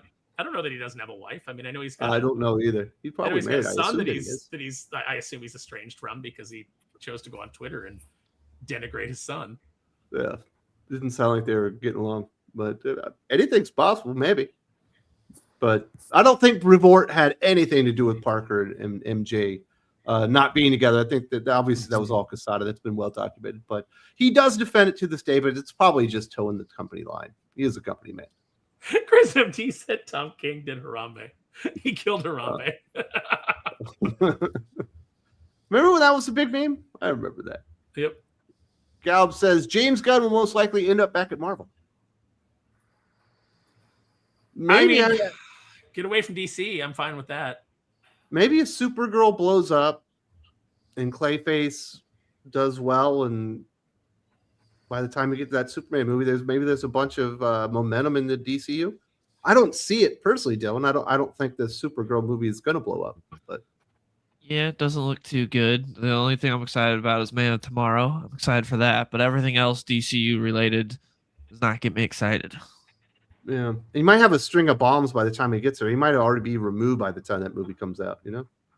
I think it all depends on the Paramount stuff. I think even with some bombs, by the time that gets there, they could keep him around because of everything that's happened with the history of DC on the big screen. I think they could keep him around, but with Paramount, I have no idea. But I imagine Kevin Feige would like to have him back. Start up another franchise because his Guardians did well. By that point, Marvel may be looking at replacing Kevin Feige with James Gunn. Who knows? Yeah. Mm-hmm. Weird times. I don't think Doomsday is going to go the way they think it is. It probably needs to do like a $1.5 billion or something crazy. Obviously, we haven't seen the full numbers, but Federico says Energon did what IDW couldn't, and I want ROM. Yeah. Aren't some of the ROM Space Knights Marvel property or something though? Yeah, they got the license back because they reprinted some stuff. Yeah, but some of them were their original characters or something. I thought. Yeah, a lot of the Space Knights are their original characters, and you can't use them. And I think that their design for the dire wraiths is theirs. It's weird how that works. It gets kind of convoluted on that one. Yeah, they had to. I mean, ROM was just a figure, and they didn't. The toy company hadn't created any mythology or anything for them, and so Marvel ended up doing all that for them. Man, so you're a big ROM Space Knight fan, Eric? Mm-hmm. Yep, big part of my childhood growing up. This comic book, look at this cover. This is a dire wraith, and the dire wraiths were hiding out in human blood, and humans would get transfusions, and they would get turned into wraiths. It was so gross. It was great. I mean, this was real keen science fiction horror, like early 80s. This was, and I was like 11 years old buying this off the spinner rack. Yeah, the 60-cent days. Yeah. This lives on my spinner rack. ROM, the Space Knight. You got a full ROM run? No, I wish I would. I could. Nope. You know, that's the good thing about this thing of ours. We can just go back and, you know, I got so many ROMs that there were only like 70. There's 100 ROMs plus 3 annuals. I think something like that. That's not a bet. You can get that as a chunk. Someone wants to unload that. I would love to get. I would Dinosaur Hunter. Yeah. Oh yeah. I would love to get a full run of Battlestar Galactica from like 1978 to 1980 Marvel books. I think there are like only 26 of them. I mean, and that could be like pretty darn cheap too. But do you want to get the Rob Liefeld reimagining of Battlestar Galactica? No, not really. I want that really old stuff. That's the thing that really happened. Yeah, there's some Walter Simonson stuff on that too. Is it based on the Sci-Fi Channel stuff? No, it's based on the original stuff. It was before the Sci-Fi Channel stuff. The original Battlestar is really hokey and kind of stupid. This is back when he was Extreme Studios before they became Awesome. Oh. I think it was it was post him getting kicked from Image, and then before they did the Awesome thing, and I don't know, I can't track all that. Next we got Frank Zanka from Destiny Horizons. I have a hot toy problem and I need an intervention. Frank does have a Hot Toys problem. I've seen some of his collection, and Sully, you almost had a hot toy problem. What did you do to intervene on yourself? My pockets, my wallet. I mean, so I had like that voice inside my head, just said like, don't do it. Don't do it. I know you're looking for that Empire Strikes Back Boba Fett to put right next to your Han and Carbonite. I got a Han and Carbonite 1/6. It's on my Star Wars shelf, and it's perfect. I mean, I've always wanted a Han and Carbonite like that, and that's more of a statue than an action figure, though, isn't it? Well, yeah, exactly. And it's got a nice display. But it needs that Boba Fett. It not the Book of Boba Fett one, not the repaint. No. It needs that Empire Strikes Back one to be perfect. I want it still. I've got the Boba Fett Hot Toys. I've got most. So I've got the Jedi, the Empire, the one that has the eyes painted on the helmet, which is like the original design. I think they made a McQuarrie that I've got, and then I've got the Kenner colors. And then once we got to Book of Boba Fett, and I was like, "That's it, I'm done. Bye, Star Wars." So that's the intervention that he needs, right? You just need to, it's like it was like quitting smoking. Like I put cigarettes down 20 years ago, cold turkey, didn't look back. Not a one, not a drag. I still have dreams about smoking a cigarette, and I can smell them on my fingertips, and I feel guilty. So it's like, yeah, like those Hot Toys, because they're so good. I got a Captain America from Endgame, holding Mjolnir. That's like, I'm a huge Cap fan. That's my cosplay. So it's But yeah, those things can be addictive, and I almost went head over heels. There should be like nothing but Star Wars lightsabers, Jedi and Sith in battle formations behind me, and I would have been like $10,000 lighter. Yeah. Did you ever have a toy set that where you're like, I gotta stop this because this is gonna go too far? No. No, you've got a fucking industrial size storage unit. Because I needed that intervention long ago, and it's too late for me. You need a wife. You've got 3 flags, right? Yeah, USS flags. I have 3 USS flags. Yeah. Now, granted, I got the flags. I started picking those up in the '90s when they were still relatively, affordable. Really? Were they not 12 feet long anymore? No, they were still 6 feet. That's still still 6 feet long. My buddy and I were working out the other day, like if we 3D printed a USS flag for classified and we wanted it to be true scale to an aircraft carrier, we were working out like how long it would have to be. And it was like, like it'd be like 24 feet or more. Very nice. Rate that 7. A lot of people don't want to admit it, but Marvel started going downhill when the Quesada Gemis regime took over 25 years ago. Now I don't know if I can fully get behind that take, Aaron, because Quesada was in charge of the last great era of Marvel. He brought in Bendis, he brought in Hickman, he brought in Mark Miller, and really invigorated the line and gave Marvel like a good 5-6 year period when it was great. Now that also went down under his watch, but it didn't immediately go down because of him, though. Credit where it's due. He revitalized Marvel coming out of their bankruptcy, and he made the company hot again. And then it wasn't until the end where he made he made the blunder that continues to define his career. But that's really the problem, right? Is you have to finish strong. That's why Brian Michael Bendis is not very well thought of anymore. Is because he didn't finish strong. He didn't even finish his events strong. We've talked multiple times about how like Bendis was really good at getting you on board for a setup, but then the story never finished in a way that was satisfying. And it would just lead into the next thing. And you'd be, I like the setup for this. And then it wasn't satisfying. So unfortunately, you have to, as the song says, you got to know when to walk away. Yeah. But Quesada definitely did some great things early on and ushered in the last great era of Marvel. Hopefully we got another one coming up.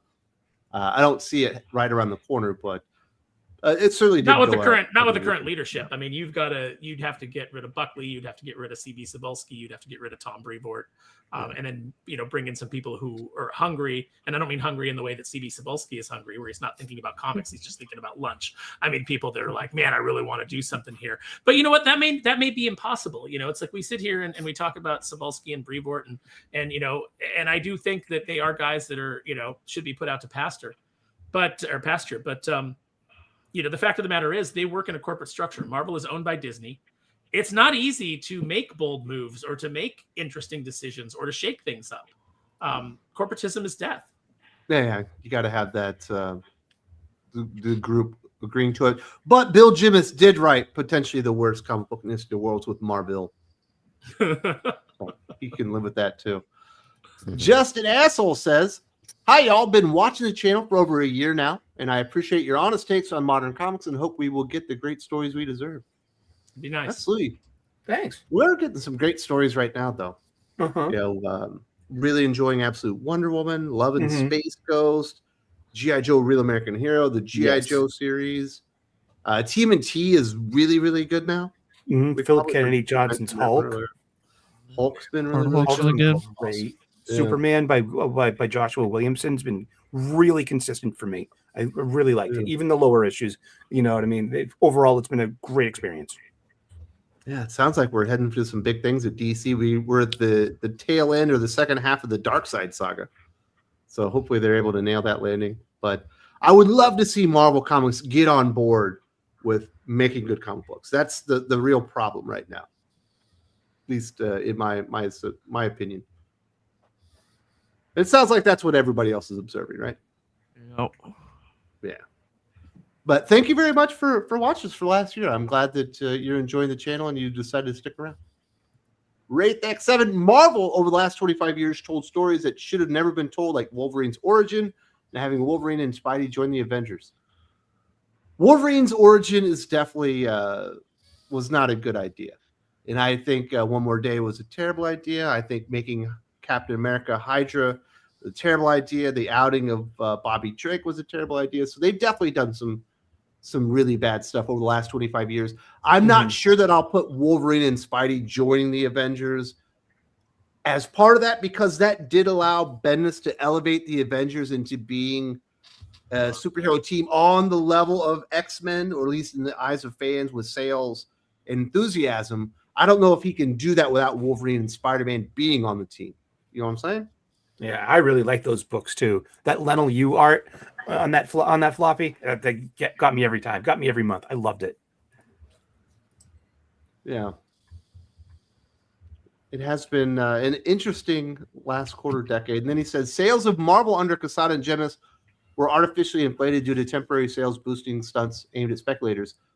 That has also been the last 35 years. So I mean, that started in the early 90s, right, John? Yeah, I think so. But you know, it is easy to say that, and I understand that sentiment. But at the same time, speculation is a part of the comic book market, right? So, you know, to divide people up. I mean, what I don't like, let me just start off by saying this. What I don't like is I don't like people coming in from outside that are not comic book people and just buying it like you would buy a stock that you're not really personally invested in.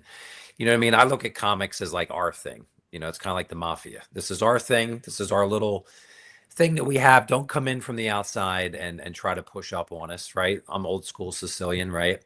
Sicily via, you know, South Philly, and now I'm in South Jersey. But, you know, I don't like that. But speculation, I think, can be healthy if you have comic book fans, like let's say what's going on with Dork and Nectar and some of these other indie titles, Narcos. Is that what it's called? Narcos, something like that. I think that can be healthy because you have people that love comics, that love the story or the concept, right? The setup, like Aaron was just talking about. Some comics have a great setup and no payoff at all. It's like having sex and not finishing. But I think that can be healthy with inside the industry, you know, for sure. If you have someone that absolutely adores comics, that really wants to have that absolute Batman #1 Dragotta cover, which is now iconic, right? I would argue it's as iconic as McFarlane, some of McFarlane's stuff. Yeah, I mean, I've done some homages myself already. But I would say that can be healthy. That's a good part of the market, right? Because it drives sales. And again, anything that drives sales helps employ people within comics, creatives in comics. I don't give a flying fuck about the corporates in comics.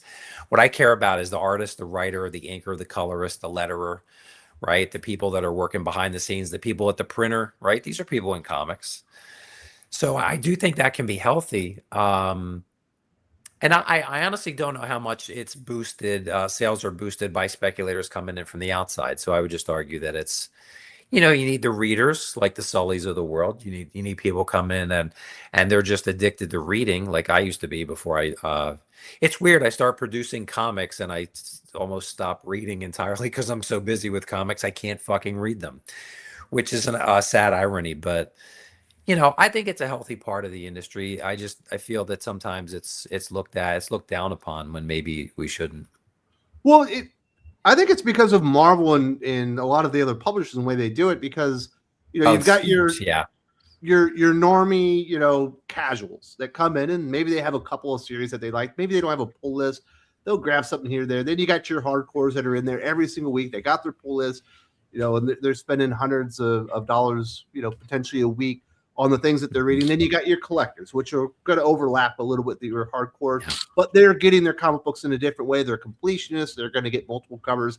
Then you have your speculators that are going out there and looking for things that they believe will be hot, maybe opportunities to flip things on eBay and in other places like that. And that's all part of a healthy system, I think, within American comic books. But if you ignore all the readers and just go in on the speculation and try to hammer the collectors by putting out 50 different covers, that's when things become unhealthy, because you're overly dependent on those collectors. You're taxing them too much for their love for your characters. And then you're burning out some of these speculators because you've driven out the casuals. Those speculations don't really turn out in the end.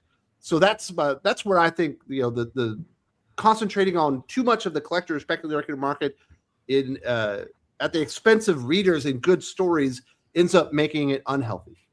Right. We should have both. It's a both end. Yeah. Yeah. For sure. And in a healthy market, you're going to have all of that stuff. And it, you know, the casuals are going to end up becoming some of your speculators. They're going to be becoming some of your collectors as they get more in tune with it, and they fall in love with it. And some people fall off, but you're always creating new ones. And I don't know that we're doing that, but creating extra sales via gimmickry, you know, whether it be foil covers and all that kind of stuff, has been going on, you know, since the 90s now. And right.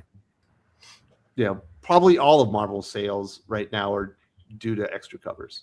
I agree. I mean, the stories are really lacking. The creative talent behind the scenes is definitely lacking at Marvel. And, you know, you just look at what DC's doing. I've said this to you privately, Wes. I've said it openly on some Whatnot streams. You know, Absolute has, you know, the Absolute, what is that? Tide has raised all ships. You know, and I do believe that part of the indie resurgence that's happening now with, you know, readers and speculators, because I would say the books that are becoming hot, from what I've seen, are well written. They're well created books. They're well constructed books. They're good conceptually. They're good in execution.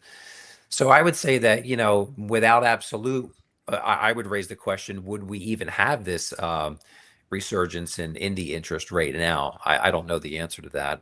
My opinion is probably not, to the extent that it is right now, anyway. But I'd be curious, Aaron, what do you think about that? I mean, I think that you framed it really well at the beginning, and it's something that like I've known in the back of my head, but I'd never really articulated it the way that you did, which is you know, the variant covers that 616 Comics do, that you know, the Comic Mint does, that you know, these companies do. It's putting money in the pockets of artists. Yes, it's putting money in the pockets of the company because, you know, but like especially when you're going out to indie artists, you know, you're doing a Dwarf cover and you know, that's putting money in Brett Bean's pocket. Yep. And Brett is a guy who's been in the industry for a long time. You know, he's got some notoriety. Like people know him. You know, he's a great guy, and he deserves this success. He's deserved it for a long time, and I'm glad that something finally hit for him. And the fact that now you are, you know, retailers like you were going to him and saying like, let me do some exclusive covers, you know, and you know, let's knock this stuff out. It's, you know, given money to him as a creator, which he needs, and it's given money to any guest artist that you bring on to do a cover. And so I think that that's healthy for the people that are producing comics. You know, I had somebody on Twitter the other day start to get snippy with me, and I said, listen, I have put more money in the pockets of artists, you know, because they were like, oh, you have like an AI avatar, and it's one that Wes made, you know, based off of an actual photo of me.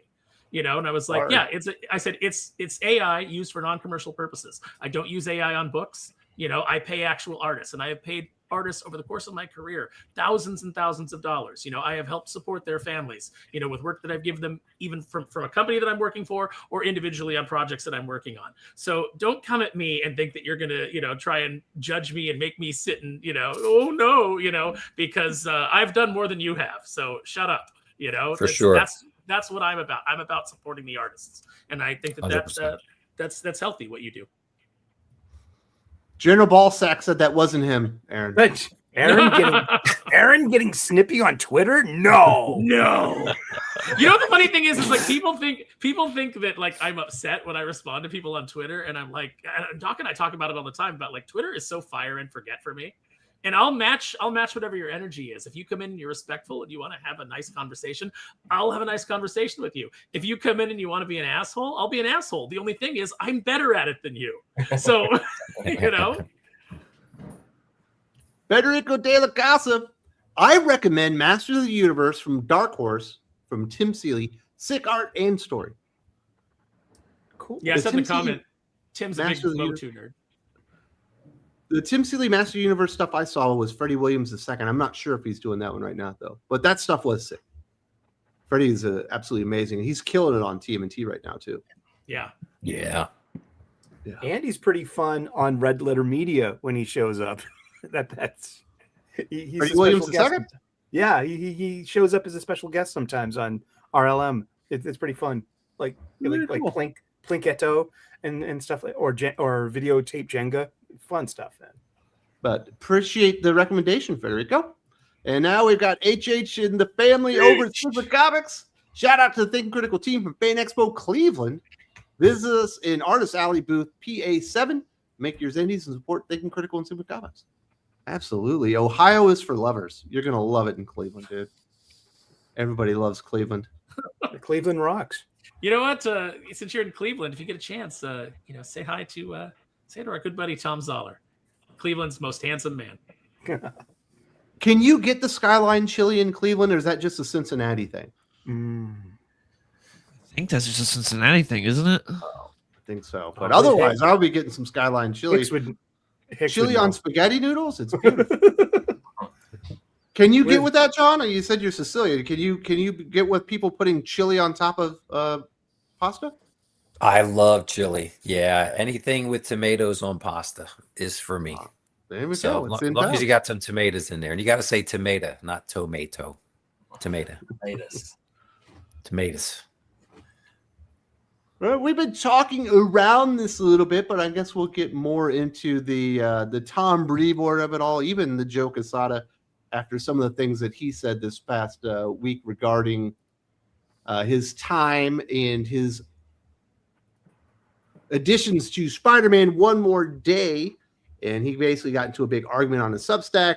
Tom Brevoort comes back with his appearance on Word Balloon podcast, talking about how, we like it when people are mad. When they get angry, they're out there tweeting about it. They're talking about how much they dislike it. Whether they like it or not, we've roped them in and we've captured them.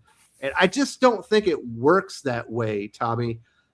Getting people angry can bring them in for a story when you pay it off correctly.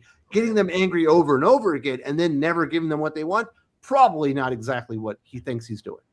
Yeah, I mean, I think that has happened time and time again, and it's been proven that doesn't work long term. You might be able to get them to Google more about whatever you're trying to rage bait them with. I don't think they might buy one comic just to see why everything is so up in arms, why everyone's up in arms, but you're not going to hold them for an arc. You're not going to hold them for a long-term story by doing that. So even if he is correct and that next issue of whatever sells better, it's not a long-term plan to bring people into your title. It's just not going to work that way. And it's been proven, whether it's the She-Hulk TV show where they did that, it just got worse and worse for them once they started to attack fans.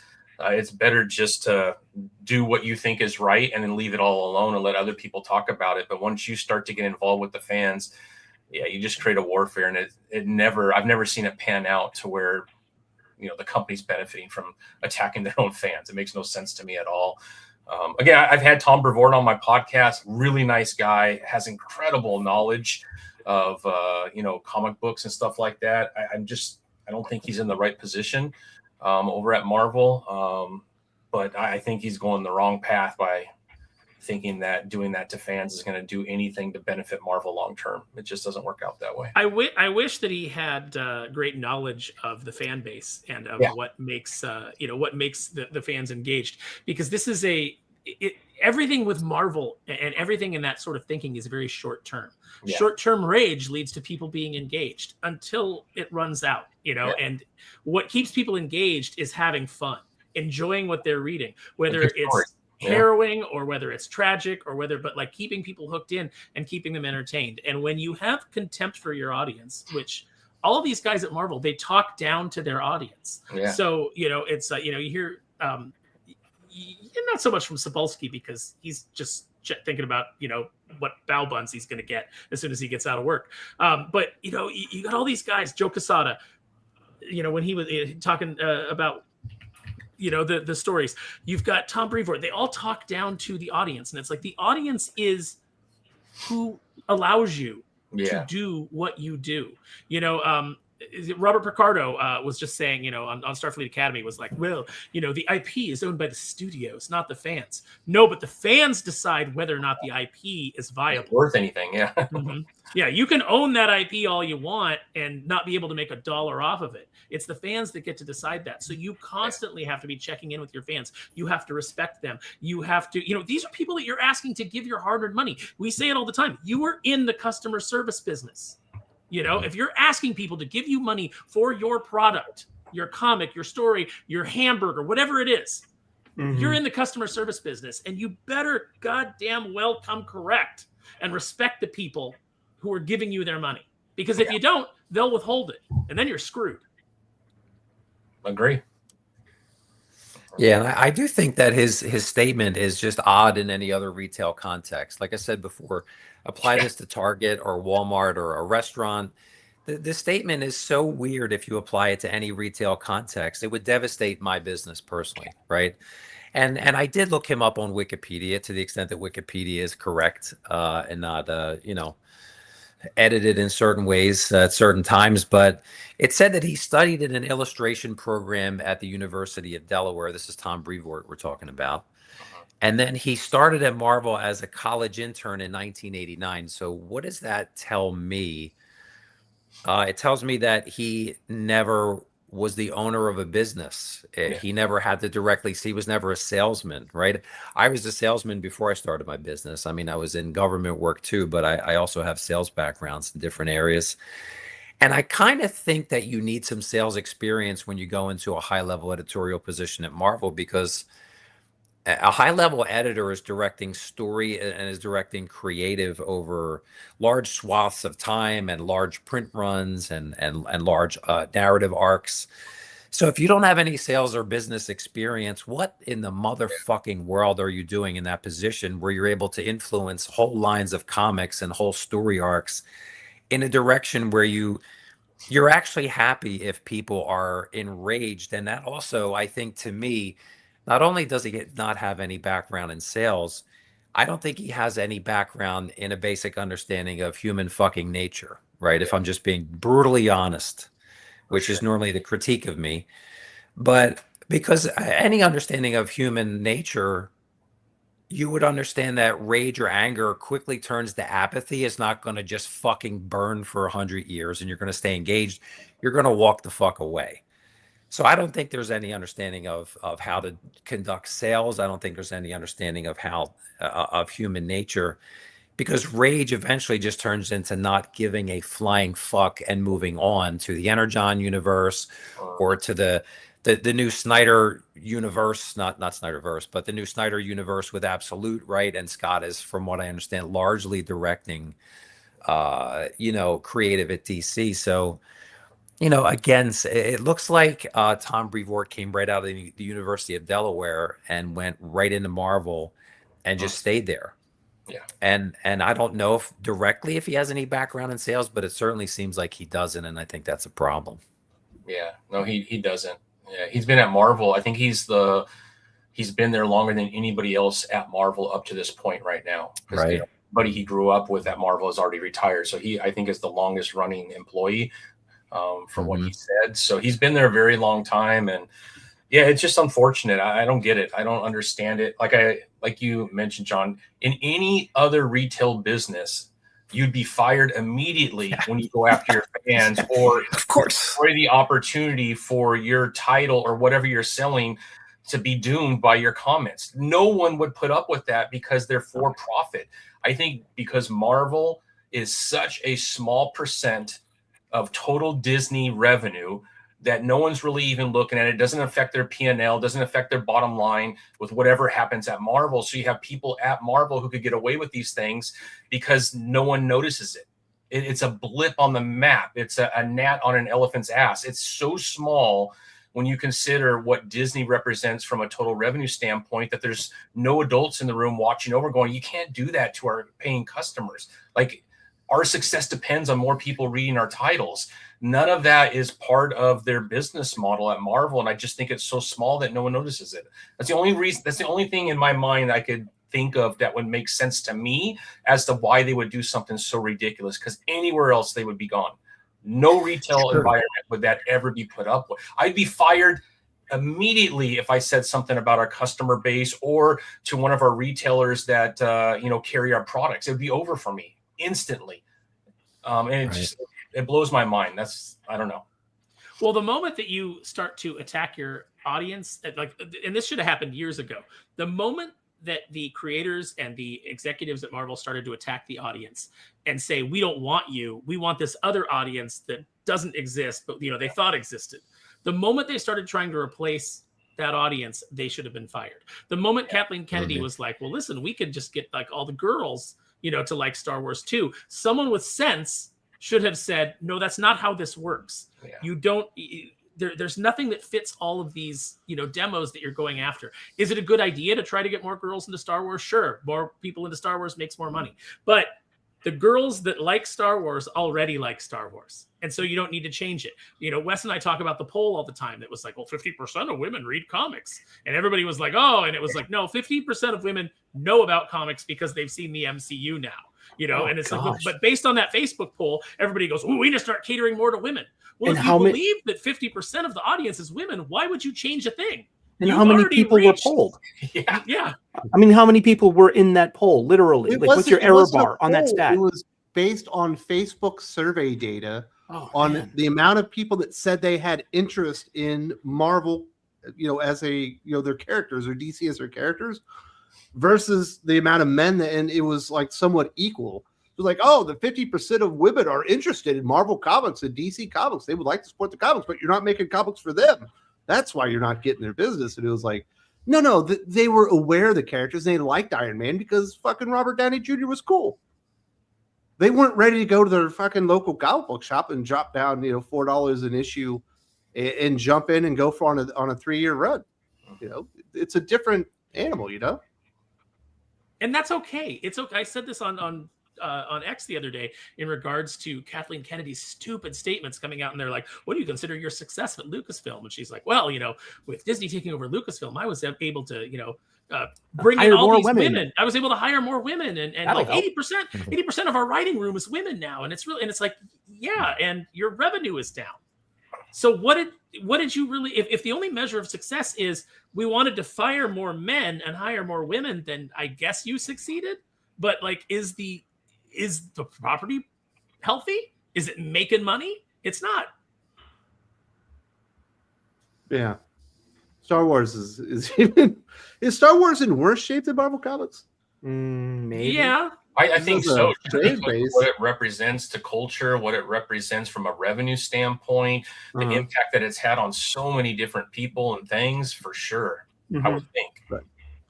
Now, I do understand kind of where Brevoort is coming from, because there was a time, like maybe in the mid 90s or even maybe early 2000s, where you could do something that got people angry. They would talk about it in their shop. You're like, well, the only way I can find out what he's really getting at is maybe dropping the money down and getting the issue right now.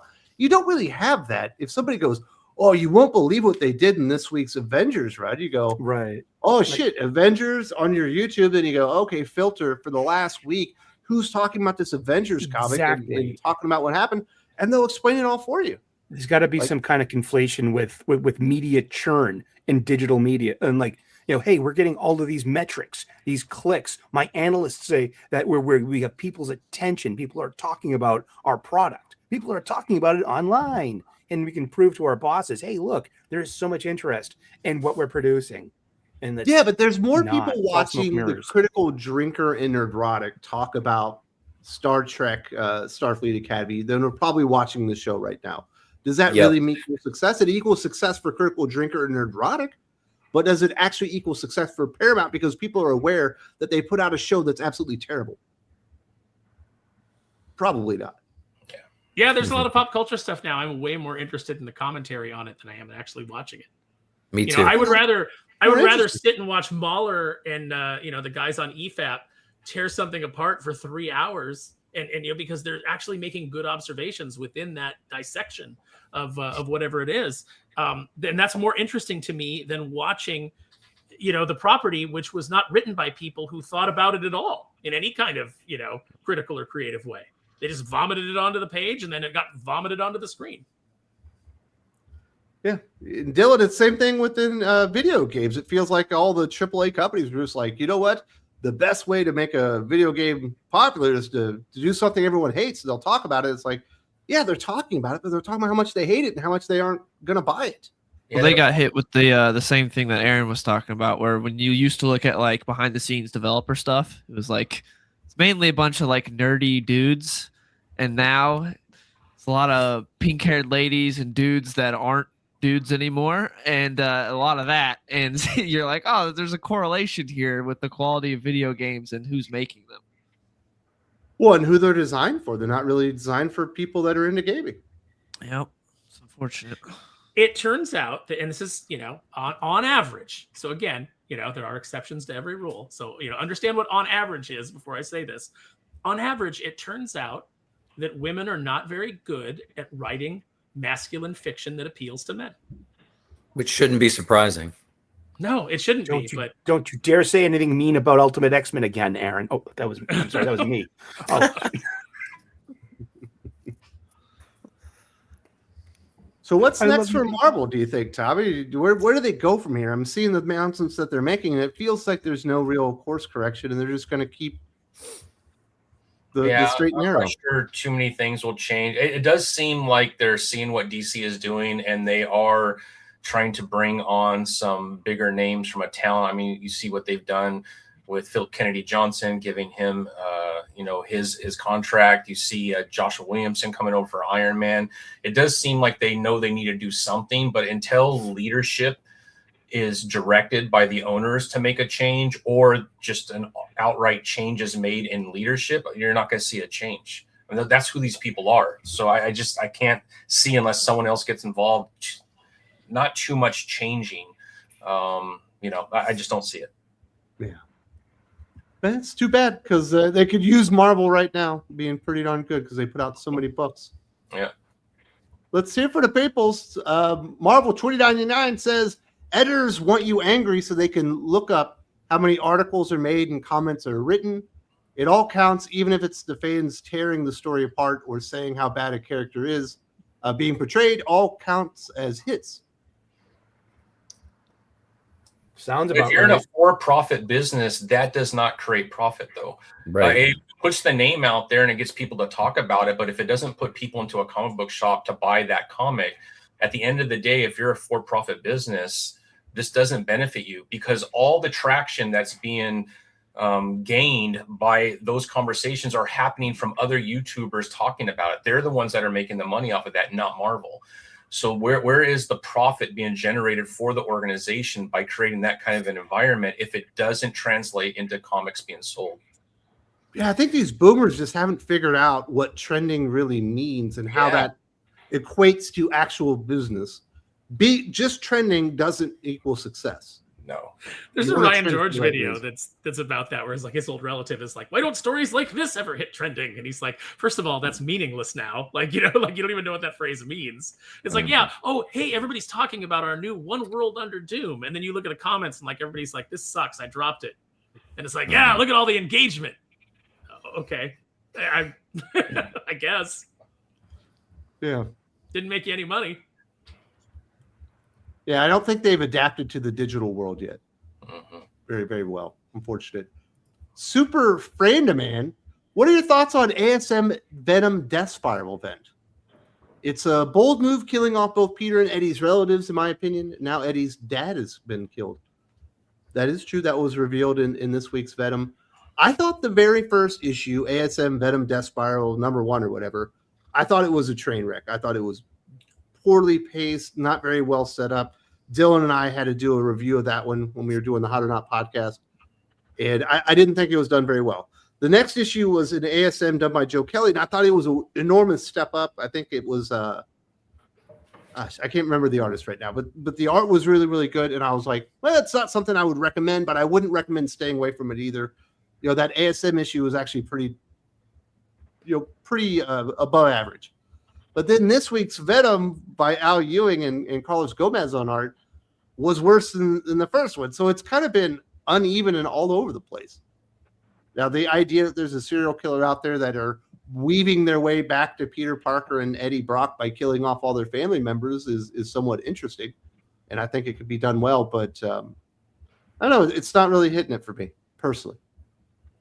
Anybody else reading Death Spiral? Sounds like it's not hitting. Yeah. No thoughts on it, because I've given it no thought whatsoever to even look at it. And John, you said you did some special covers for Death Spiral, and it didn't work out all that well. No, I mean, I was hoping sales would be a lot better. As soon as I saw that there was this, I think it's Torment, the character, and then there's Venom, Carnage, and Spidey. I immediately thought of the Miles Morales, Ultimate Fallout 4 cover. So I asked Tyler Kirkham. Tyler's not keen these days too much on doing homage covers, but I always pitch them if I have an idea. I have an idea for one that we're going to talk about soon that I'm not going to say publicly, but I'm going to ask him to do the Spider-Man Hulk Punisher one. I have a pretty good idea of what I want to do with it, but I'm not sure because some artists, it's interesting. They want to do original stuff. Some love doing homages. I look at homages as like a tribute. Some people are like, well, that's cheap. And I'm like, well, I love comics. Like this is a tribute to the original cover. It's not in any way intended to be cheapening the process, the creative process. I love it. So that's not part of my thought process on it. But we did an Ultimate Fallout 4 homage with all 4 characters on the cover. Tyler did a great job as always. He's wonderful on superhero composition.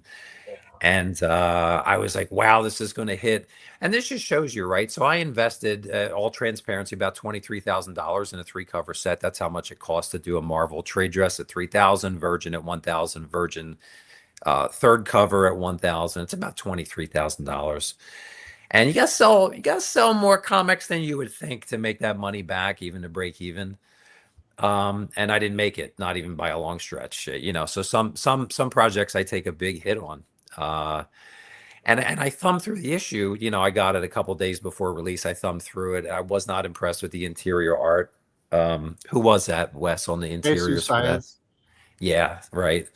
I've seen him do better, and it was just kind of dead and lifeless. There was no kinetic energy to any of the panel-to-panel movement. It just seemed very static and lifeless. The story didn't. It was the ending was interesting a little bit, but Marvel, it just breaks my heart because I'm called the 616 Comics, right? So that's a Marvel reference. My logo is an homage to the Flash logo, right? With the circle with the line through it, the lightning bolt. So I tried to bring in some DC elements, even though I'm a Marvel. I grew up mainly Marvel. And it just breaks my fucking heart that Marvel sucks so bad right now. It really does. And I don't want to criticize Brevoort. I've heard that he's a very nice guy. I don't like being a dick. I feel like I'm forced to be a dick because no one listens, right? No one listens to the fans. No one listens to the comments. They go, oh, we're getting engagement. Where you're getting people that are quickly not going to give a fuck at all, and they're not going to comment. And if you do have engagement, it's negative, which is going to steer potential new customers away. So I don't understand. It's like if a restaurant got bad reviews on Yelp. And they're like, well, we're getting great engagement. Well, yeah. I got an F on my restaurant, man. Everyone's talking about it.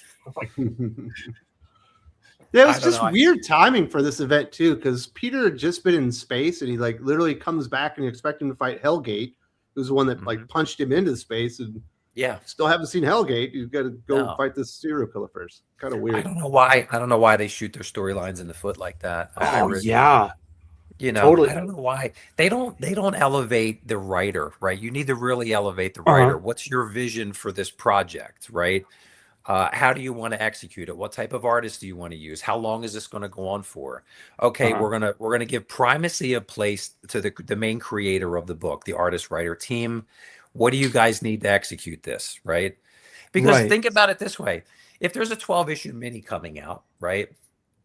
You're not going to interrupt the fucking 12-issue mini and put an event right in the middle of it and chop it into 2 because you're going to kill off the storyline. I don't know why this isn't taken into account with regular Marvel comics. We are going to talk about with the ongoing series. That is, I know we're going to talk about the Punisher Spidey Hulk thing, and that's something that's what I was going to say. Because it's a different universe, right, or a different time. I don't think Philip Kennedy Johnson is. He's been doing an amazing job on Hulk. So you have this Bruce Banner Hulk thing going on over there, and then in comes Hickman, and he did this over on Imperial. He just takes that same Hulk out, and it's just like it doesn't fit with what we've been given for the past 3 years with Philip Kennedy Johnson, and it seems like he's going to do that again. And come this June. Out of continuity, like Wolverine Revenge. You know? Oh, okay. I Yeah, thought it's it was supposed to like be a different continuity, which Okay. is actually preferable, right? You want if you're going to tell a story and it's radically different than the ongoing, you want it to be like a separate type of thing so that it doesn't interrupt the momentum of what Phil Kennedy Johnson's doing. Hmm. You know, so I just don't understand why you chop these things up. Everyone's waiting for the Hellgate showdown, and then you postpone it, and you got this Torment character coming in, people getting killed. It's like, well, what the fuck does this have to do with? It would be like watching a streaming series, and the streaming series is completely interrupted in the middle of it for this other story, and you're like, where did this come from? Yeah. Like, I don't understand why comics thinks it can do these things. Like, why does comics think it can do these things? Because it can't. It clearly can't. And Calb says, "Are they allergic to money?" Seems like it. Seems like it sometimes, doesn't it? Yeah, it's frustrating. Yep. So we are running out of time. We are going to get one last thing in. I wanted to talk about this. I know Aaron isn't too keen on this one, but we do have Absolute Robin promised in Absolute Batman number 20. And Tommy, we got hinted that it might be Robins. Yes. Scott Snyder himself has said every Robin is in play, that they all exist on this earth or in the Absolute Universe other than Damian Wayne, because Bruce and Talia have not met because she's messing with Superman right now, trying to kill him or I guess capture him and turn him into like their puppet. Although Catwoman may play a part in Damian in the future. What do you think? Are you getting excited for some Absolute Robins? I mean, I'll read it. There was quite a few Absolute titles I didn't get excited about that surprised me. Absolute Batman, to be honest, when it came out, I was like, that doesn't look like it's going to be, and I love it. It's been great. So I certainly will be getting it. I certainly will be reading it. I hope it's good. We'll see, man. We'll see. We've already seen Dick Grayson. Yep. This last issue, we saw Barbara Gordon with a Batman helmet. Yeah. Right, Dylan? And Batman told her she could keep it. Yep. There's no way their heads are the same size, though. No. Vastly different. Vastly different. I'm excited to see what they do with the Robins. It'll be interesting. I'm hoping he goes somewhere else and doesn't do like he did with like Dark Knight's Metal, where it's like, oh, Joker has Robins, and that's the whole play. I hope that's not it. I'm excited to see what happens because we've been teased Dick Grayson from issue 1 of this series, and I really like what he's been doing with Absolute Batman. Yeah. Nick Dragotta put out like a I don't even think it was a work in progress, but he did put out like a preview of a cover that he's doing, and it's got like, I think a Scarecrow. There's a Batman, there's a Joker on top, there's a Court of Owls, there's a couple other things in there, and I think one of them might be a Robin. On the bottom there? No, it's in the top. Well, right. you see the R on Joker. Oh yeah. So obviously teasing that one out. What do you think, John? Are you guys going to do like 15 covers for Absolute Robin? I have 3 Absolute Batman 20 cover sets coming, and I've seen DC sent me stuff, and I cannot talk about it. No, but you've got an NDA. Yeah, but I will say, I don't think this breaks anything by saying this. It looks really fucking cool, and I'm really excited to see where it goes after this. Wes, I've talked to you a little bit about that privately, but it looks really cool, and I'm not saying that to try to sell books. I mean, Absolute sells itself, but this looks pretty interesting. That image by Dragotta, I can talk about that because that's out in the public. The Joker has a Robin like symbol on his lapel. I'm guessing they're with him. I don't know that, but I have seen imagery from that book, so I could make a decision on what to do with the cover sets that we're doing. And it's looks fucking cool. Yeah. And also, Dick Grayson say, I need to take this Batman guy down because he's like pissed off because he keeps putting so many people in the hospital. Yeah. Yeah. I'm sorry I interrupted you there, Jill. I was to say we also with that cover that Dragotta posted get our first look at Absolute Deathstroke in costume. Yeah, we had seen Slade, but now we get to see. He looked like Dracula before. Yeah, and now he's got like a giant bionic arm. It looks like it might have ammo attached to it also. So looks interesting. Yeah, it does look like. I wonder if his arm like transforms into a gun, or it just is a gun, or this. Like that universe is so fucking wild. Also, in that image, did you guys see there's like a Batman behind the Batman? Yeah. Like a fear Yeah, I don't know type what that Batman, is. which I'm assuming will be Yeah. attached to Scarecrow. Yeah, Fine there's a with lot of that. stuff. There's like a plane thing flying. There's Scarecrow. There's, I'm guessing that's the cover C, because the cover A has like a close up on Batman, and he has like the blades, and then reflected in the two blades is the Scarecrow. So yeah, I mean, or maybe that's 19, but either way, it's exciting. I do think it's going to be cool. It's just an interesting universe. Like, we've had this discussion before, Wes, privately. Like, I just really wonder what's going to happen with that universe. I wonder if that's going to collapse into like one universe at some point, and that'll be the main thing. I don't really know, but it is carrying DC. Everything else kind of blows. Outside of that, it's not too much. That's too exciting outside of Jeremy Adams stuff. What is it? Doc always says the rule of cool is undefeated. I think that's what Scott Snyder's rolling with. Yeah, of course, man. He's definitely brought that back to DC for sure. And that's what Marvel needs. Marvel needs a big creator to come back. We talked about that before. They got to hire a big motherfucker like Jeff Johns or somebody with some cachet to come in and just give them kind of creative control in a broad sense, and then put him over a line like Scott's directly over the absolute line. I think that's what they need to do. Yeah, The guy that they could do it with, although I don't think they would trust him, I think would be Donny Cates. He's basically this generation's Scott. They're very, very similar.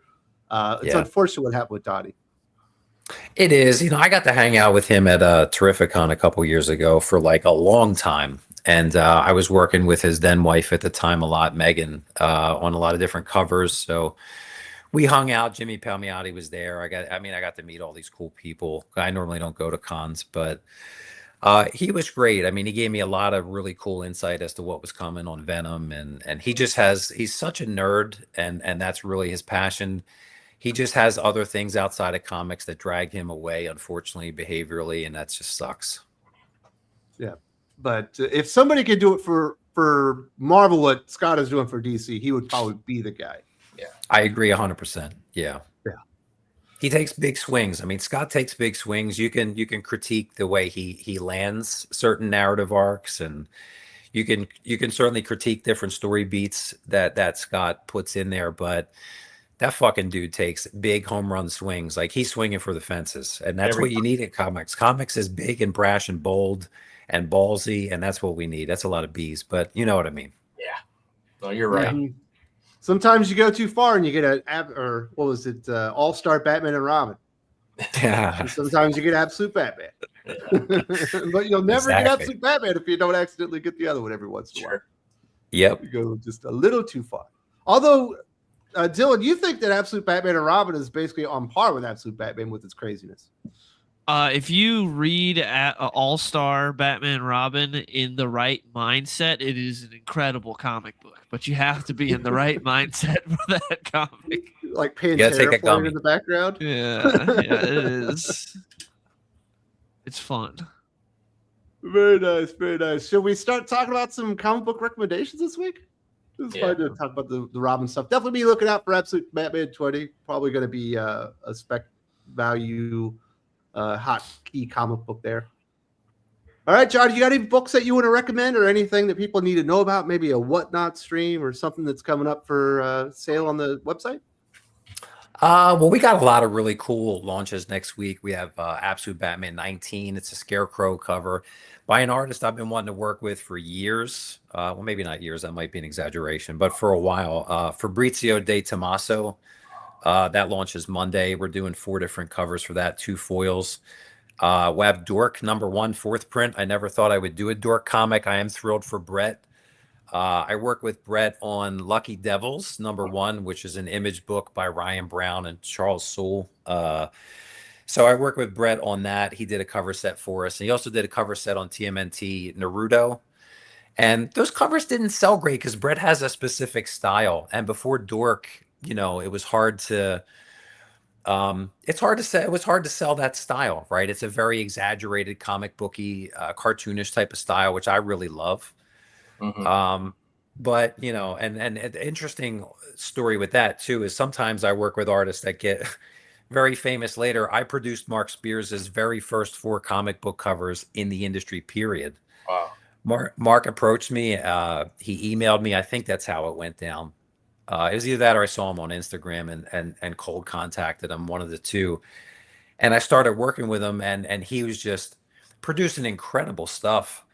And I couldn't give it away. I even cut prices. I slashed prices in half after a couple months. I couldn't give Mark Spears comics away. And I basically said, Mark, I love you, buddy, but I'm sorry. Like, I'm losing money on every single cover we do. And then like a year later, he just smashes it out of the park with Monsters. And now he's like a phenomenon. And so like, way. well, now I try to work with him now, and he just, he's so busy. There's so much that's coming with him I can't even get on his radar at this point. I'm like, hey, remember your buddy John? I gave you your first shot. Like, that would be me. So anyway, we have Dork #1, 4th print. That's going to go up on pre-sale Tuesday. Mirka Andolfo. I'm doing a lot of covers with Mirka. Very cool person to work with. Love Mirka. Love Mirka's work. Yeah, she's great, man. And then Nectar #1, 2nd printing. What a cool fucking book. I'm so happy Vault's doing really well with that. I love David at Vault. I love the team over there. So I have a Godtail cover set, a Thiago da Silva cover set, and then a Jeremy Robinson like foil. We're doing a Baroness cover, Sully, on Thursday. G.I. Joe, Real American Hero 327 by Flops, one of my favorite artists. And then Alan Qua. You're telling Sully, like, I'm like, out of the way, Yeah. Sully. Yeah. And then Friday, I took a chance on Fireborn #1 with Image. That's Alan Qua, one of the nicest guys in comics. He did a really nice Spider-Man #1 homage for me for that. That's on Friday. So everything's going to be on the website and social media. It's the.616 comics on Instagram if you want to follow us over there. If you send a DM, you're going to get me. I don't let anyone on the DMs except for me. So if you want to talk to me, that's the spot. And when's the Whatnot show? Pretty much every day, every night. We had a stream last night that we couldn't get going for some reason. There was a Whatnot glitch, but we're trying to get on eBay Live, but I'm being cock blocked on eBay Live by people that don't appreciate my candor. Let me say it that way. Damn you, Zuckerberg! Yeah, I'm being blocked by certain things. I'll just say that. Hopefully it all works out in the end. I do appreciate the time, dude. And very, very I cool love stuff. being with you guys. Insights. Thanks, man.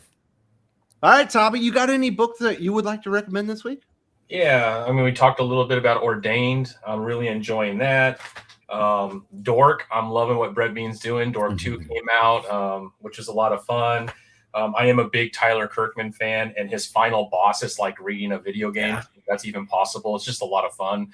And then I got some back issues recently. I got GI War issue #1, which is pretty cool. I've been trying to go back and get some of these old war comics, which I really love. Men of War issue #1, which is a lot of fun. And then Will Eisner's The Spirit issue #1 I was able to pick up. So that's about it for this week.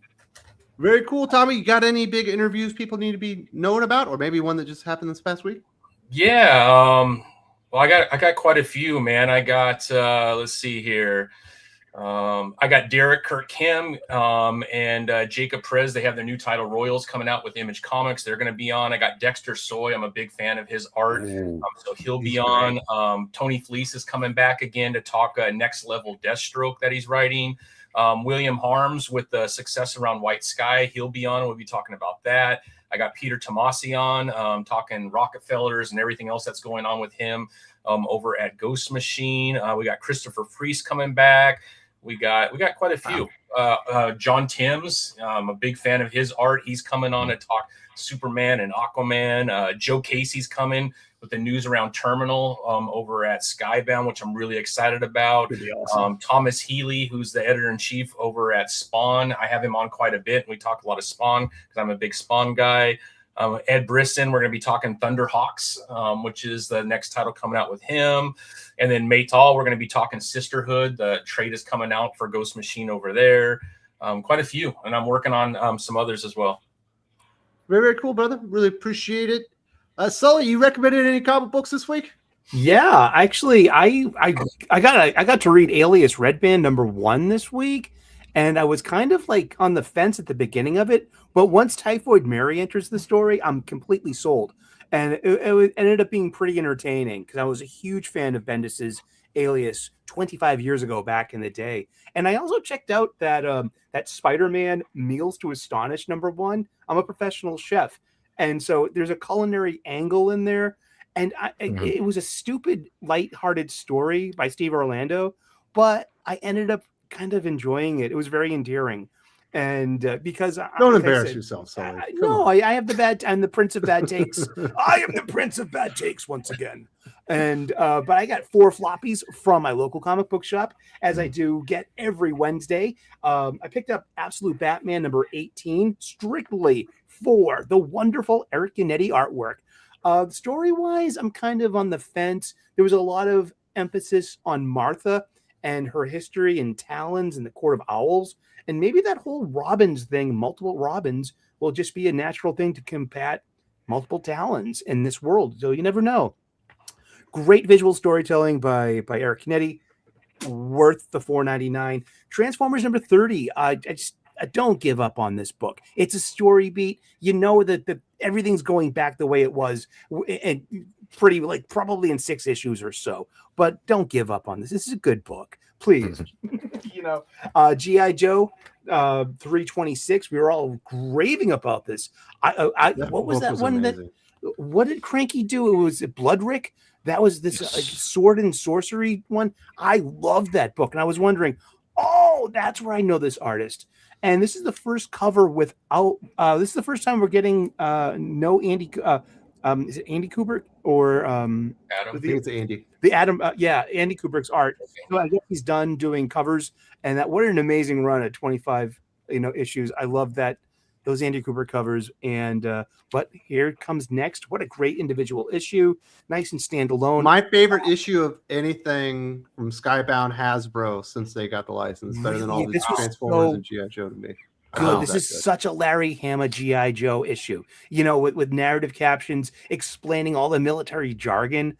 And then like there's just this huge body count, and then Joe's getting injured and keeping themselves alive, and you know what I mean.